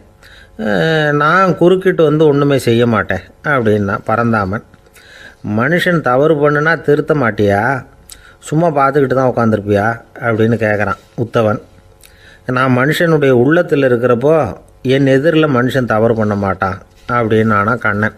அதாவது யார் நினைக்கிறாங்களோ அவங்க உள்ளத்துலலாம் அவன் இருக்கிறான். அப்படி இருக்கிறப்போ தவறு செய்ய மனுஷன் அஞ்சுவான். இதுதான் உத்தவ கீதைங்கிறது. இந்த காலத்துலேயும் சில பேர் பகவான் மாதிரி அடுத்தவங்க கஷ்டப்படுறத வேடிக்கை பார்த்துக்கிட்டு இருக்கிறது உண்டு. அன்றைக்கி அப்படித்தான் நடுத்தெருவில் ஒரு திருடனை பிடிச்சி எல்லாரும் சேர்ந்து அடிச்சுக்கிட்டு இருக்கிறாங்க. ஒரு ஆள் மட்டும் தள்ளி நின்று அதை வேடிக்கை பார்த்துக்கிட்டு இருக்கான். பார்த்துக்கிட்டு சிரிச்சுக்கிட்டு இருக்கிறான். என்ன சார் இது, பாவம் அந்த ஆளை போட்டு அப்படி அடிக்கிறாங்களே அப்படின்னோம். அடிக்கட்டும் சார், அவன் அடி வாங்க வேண்டிய ஆள் தான் அப்படின்னா அவன். ஏன் சார் அப்படி சொல்கிறீங்க அப்படின்னு கேட்டோம். பின்ன என்ன சார், நான் ஒருத்தர் பையில் இருந்த பர்ஸை எடுக்கிறதுக்கு முயற்சி பண்ணிக்கிட்டு இருந்தேன். அதுக்குள்ளே அவன் முந்திக்கிட்டு அபேஸ் பண்ணிவிட்டான். பர்ஸை அவன் எடுத்துட்டான். பார்க்கறதுன்னா எடுக்கிறது அவனா? என்ன சார் நியாயம் இது? நல்லா வாங்கட்டும் அப்படிங்கிறான். ஒரு காடு, அங்கே புத்தர் அவர் பாட்டுக்கு நடந்து போய்கிட்டே இருக்கிறார். அவருக்கு பின்னாடி ஒரு குரங்கு, அதுவும் தொடர்ந்து வந்துக்கிட்டே இருக்குது. புத்தர் திரும்பி பார்த்தார். குரங்கு அப்படியே குதித்து உயர எழும்பி ஒரு கிளையில் போய் உக்காந்துது. ஏன் இப்படி பண்ணுறேன்னு கேட்டார் புத்தர். என்னை சாதாரணமாக நினைக்க வேணாம், நான் மகாமந்தி, என்னால் எல்லாம் முடியும், முடியாதுங்கிற வார்த்தையே என்னுடைய அகராதியில் கிடையாது, என்ன வேணும்னாலும் செய்வேன் அப்படின்னுது. அப்படின்னா ஒரு பந்தயம் வச்சுக்கலாமான்னார் இவர். ஓ வச்சுக்கலாமேன்னுது. வேற ஒன்றும் இல்லை, இப்போ நீ மேலே எழும்பி அந்த கிளையில் உட்காந்தது மாதிரி அங்கேருந்து தாவி என் உள்ளங்கையில் உட்காரணும், அவ்வளவுதான் அப்படின்னார். அப்படி உட்காந்துட்டா என்ன பரிசு அப்படின்னு கேட்டது அது. சொர்க்கத்தில் இருக்கிற மாமன்னன் மரகத சக்கரவர்த்தியை என்னோட இருக்கும்படியாக கூப்பிட்டுக்கிறேன். அந்த சமயத்தில் அவருடைய அரியணை அங்கே காலியாயிடும், நீ அதில் போய் உட்காந்துக்கலாம். பந்தயத்தில் தோத்துட்டா ஒரு கல்ப காலம் இந்த பூமியில் வாழ வேண்டியிருக்கும், அதுக்கு பிறகு தான் என்கிட்ட வர முடியும், என்ன சொல்கிற அப்படின்னார். குரங்குக்கு தாவறது ஒரு பெரிய காரியமா? இது எனக்கு ரொம்ப சாதாரண விஷயம், என்ன இப்போவே தாவட்டுமா அப்படின்னுது. சரின்னு சொல்லி உள்ளங்கையை நீட்டினார். அவருடைய கை தாமரை இலை அளவுக்கு அப்படியே விரிஞ்சுது. குரங்கு சௌகரியமாக உட்கார்றதுக்காக. குரங்கு தாவறதுக்கு தயாராச்சு. அதுக்கு முன்னாடி ஒரு சின்ன யோசனை அதுக்கு. இந்த கிளையிலேருந்து அந்த கைக்கு தாவறது எனக்கு ரொம்ப அற்பமான ஒரு வேலை, இது ரொம்ப சாதாரணம், என்னுடைய கௌரவத்துக்கு இது சரியாக இருக்காது. அதனால் நான் என்ன பண்ண போகிறேன்னா, இங்கேருந்து கிளையிலேருந்து அப்படியே உயர எழும்ப போகிறேன். எழும்பி மேல் உலகம் போய் அங்கே ஒரு சுற்றிவிட்டு அதுக்கப்புறம் அங்கேருந்து நேராக இந்த கையில் உட்கார போகிறேன் அப்படின்னு நினச்சிது. என்ன யோசிக்கிற அப்படின்னார் புத்தர். ஒன்றும் இல்லை, இந்த பாயிரம் பார் அப்படின்னு சொல்லி தாவி உயர போயிட்டுது. கொஞ்ச நேரத்தில் வான உலகத்துக்கே போய் சேர்ந்துட்டுது. அங்கே போய் பார்த்தா அங்கே ஒரு 5 பளிங்கு தூண்கள் இளம் சிவப்பு நிறத்தில் நின்றுக்கிட்டு இருக்குது. குரங்கு நினச்சிக்கிட்டது, புத்தர்கிட்ட போய் இந்த பளிங்கு தூண்களை பார்த்தோம்னு சொன்னால் அப்படியே திகைச்சு போயிடுவார், இந்த தூணில் ஏதாவது அடையாளம் செஞ்சுட்டு போகணும் அப்படின்னு அந்த இடத்துல மிதந்துக்கிட்டே நினச்சிது. உடனே ஒரு தூணில் எழுதிச்சு. என்ன எழுதிச்சுன்னா, ஒரு மகா ஞானி இங்கே வந்துட்டு போகிறார் அப்படின்னு எழுதிச்சு. எழுதிவிட்டு அப்படியே கீழே தாவி புத்தரோட உள்ளங்கையில் உட்காந்துது. எப்படி பார்த்தீங்களா என்னுடைய வேலை? வான உலகத்துக்கே போய் அங்கே இருக்கிற 5 பளிங்கு தூண்களை பார்த்துட்டு அதில் நான் வந்த விவரத்தை எழுதி வச்சுட்டு அதுக்கப்புறம் இங்கே வந்திருக்கிறேன் அப்படின்னுது ரொம்ப பெருமையாக. அப்படியா அப்படின்னார் புத்தர். ஆமாம், சந்தேகமாக இருந்தால் வாங்க, அழைச்சிட்டு போய் காட்டுறேன் அப்படின்னுது அந்த குரங்கு. அதுக்கு தேவையில்லை, அப்படியே கொஞ்சம் கீழே குனிஞ்சு பார்த்து தெரியும் அப்படின்னார் புத்தர். அங்கே பார்த்தா புத்தரோட உள்ளங்கை தெரிஞ்சுது. நல்லா உத்து பார்த்துது. அவரோட ஒரு விரலில் அது எழுதிய வாசகம் தெரிஞ்சுது. குரங்கு யோசனை பண்ணிச்சு, அப்படின்னா வானத்தில் நான் பார்த்தது புத்தரோட விரல்களா அப்படின்னு யோசிச்சுது. இதை புரிஞ்சுக்கிட்ட உடனே அந்த குரங்கோட கர்வம் அழிஞ்சு போச்சான். நம்ம மனசு தான் இந்த குரங்கு. மனம்ங்கிறதும் ஆணவம்ங்கிறதும் ஒரு நாணயத்தின் 2 பக்கங்கள். மனம் உள்ளவரை ஆணவமும் இருக்கும். மனம் அழிஞ்சாதான் ஆணவம் அழியும். மனம் அழிய வேண்டும் அப்படின்னு பெரியவங்க சொல்கிறது இந்த அர்த்தத்தில் தான். நம்ம ஆளுங்க சவால் விடுறதெல்லாம் வேறு மாதிரி. ஒருத்தன் ஒரு வாய்க்காலை தாண்டுறேன்னு பந்தயம் கட்டி தாண்ட முடியாமல்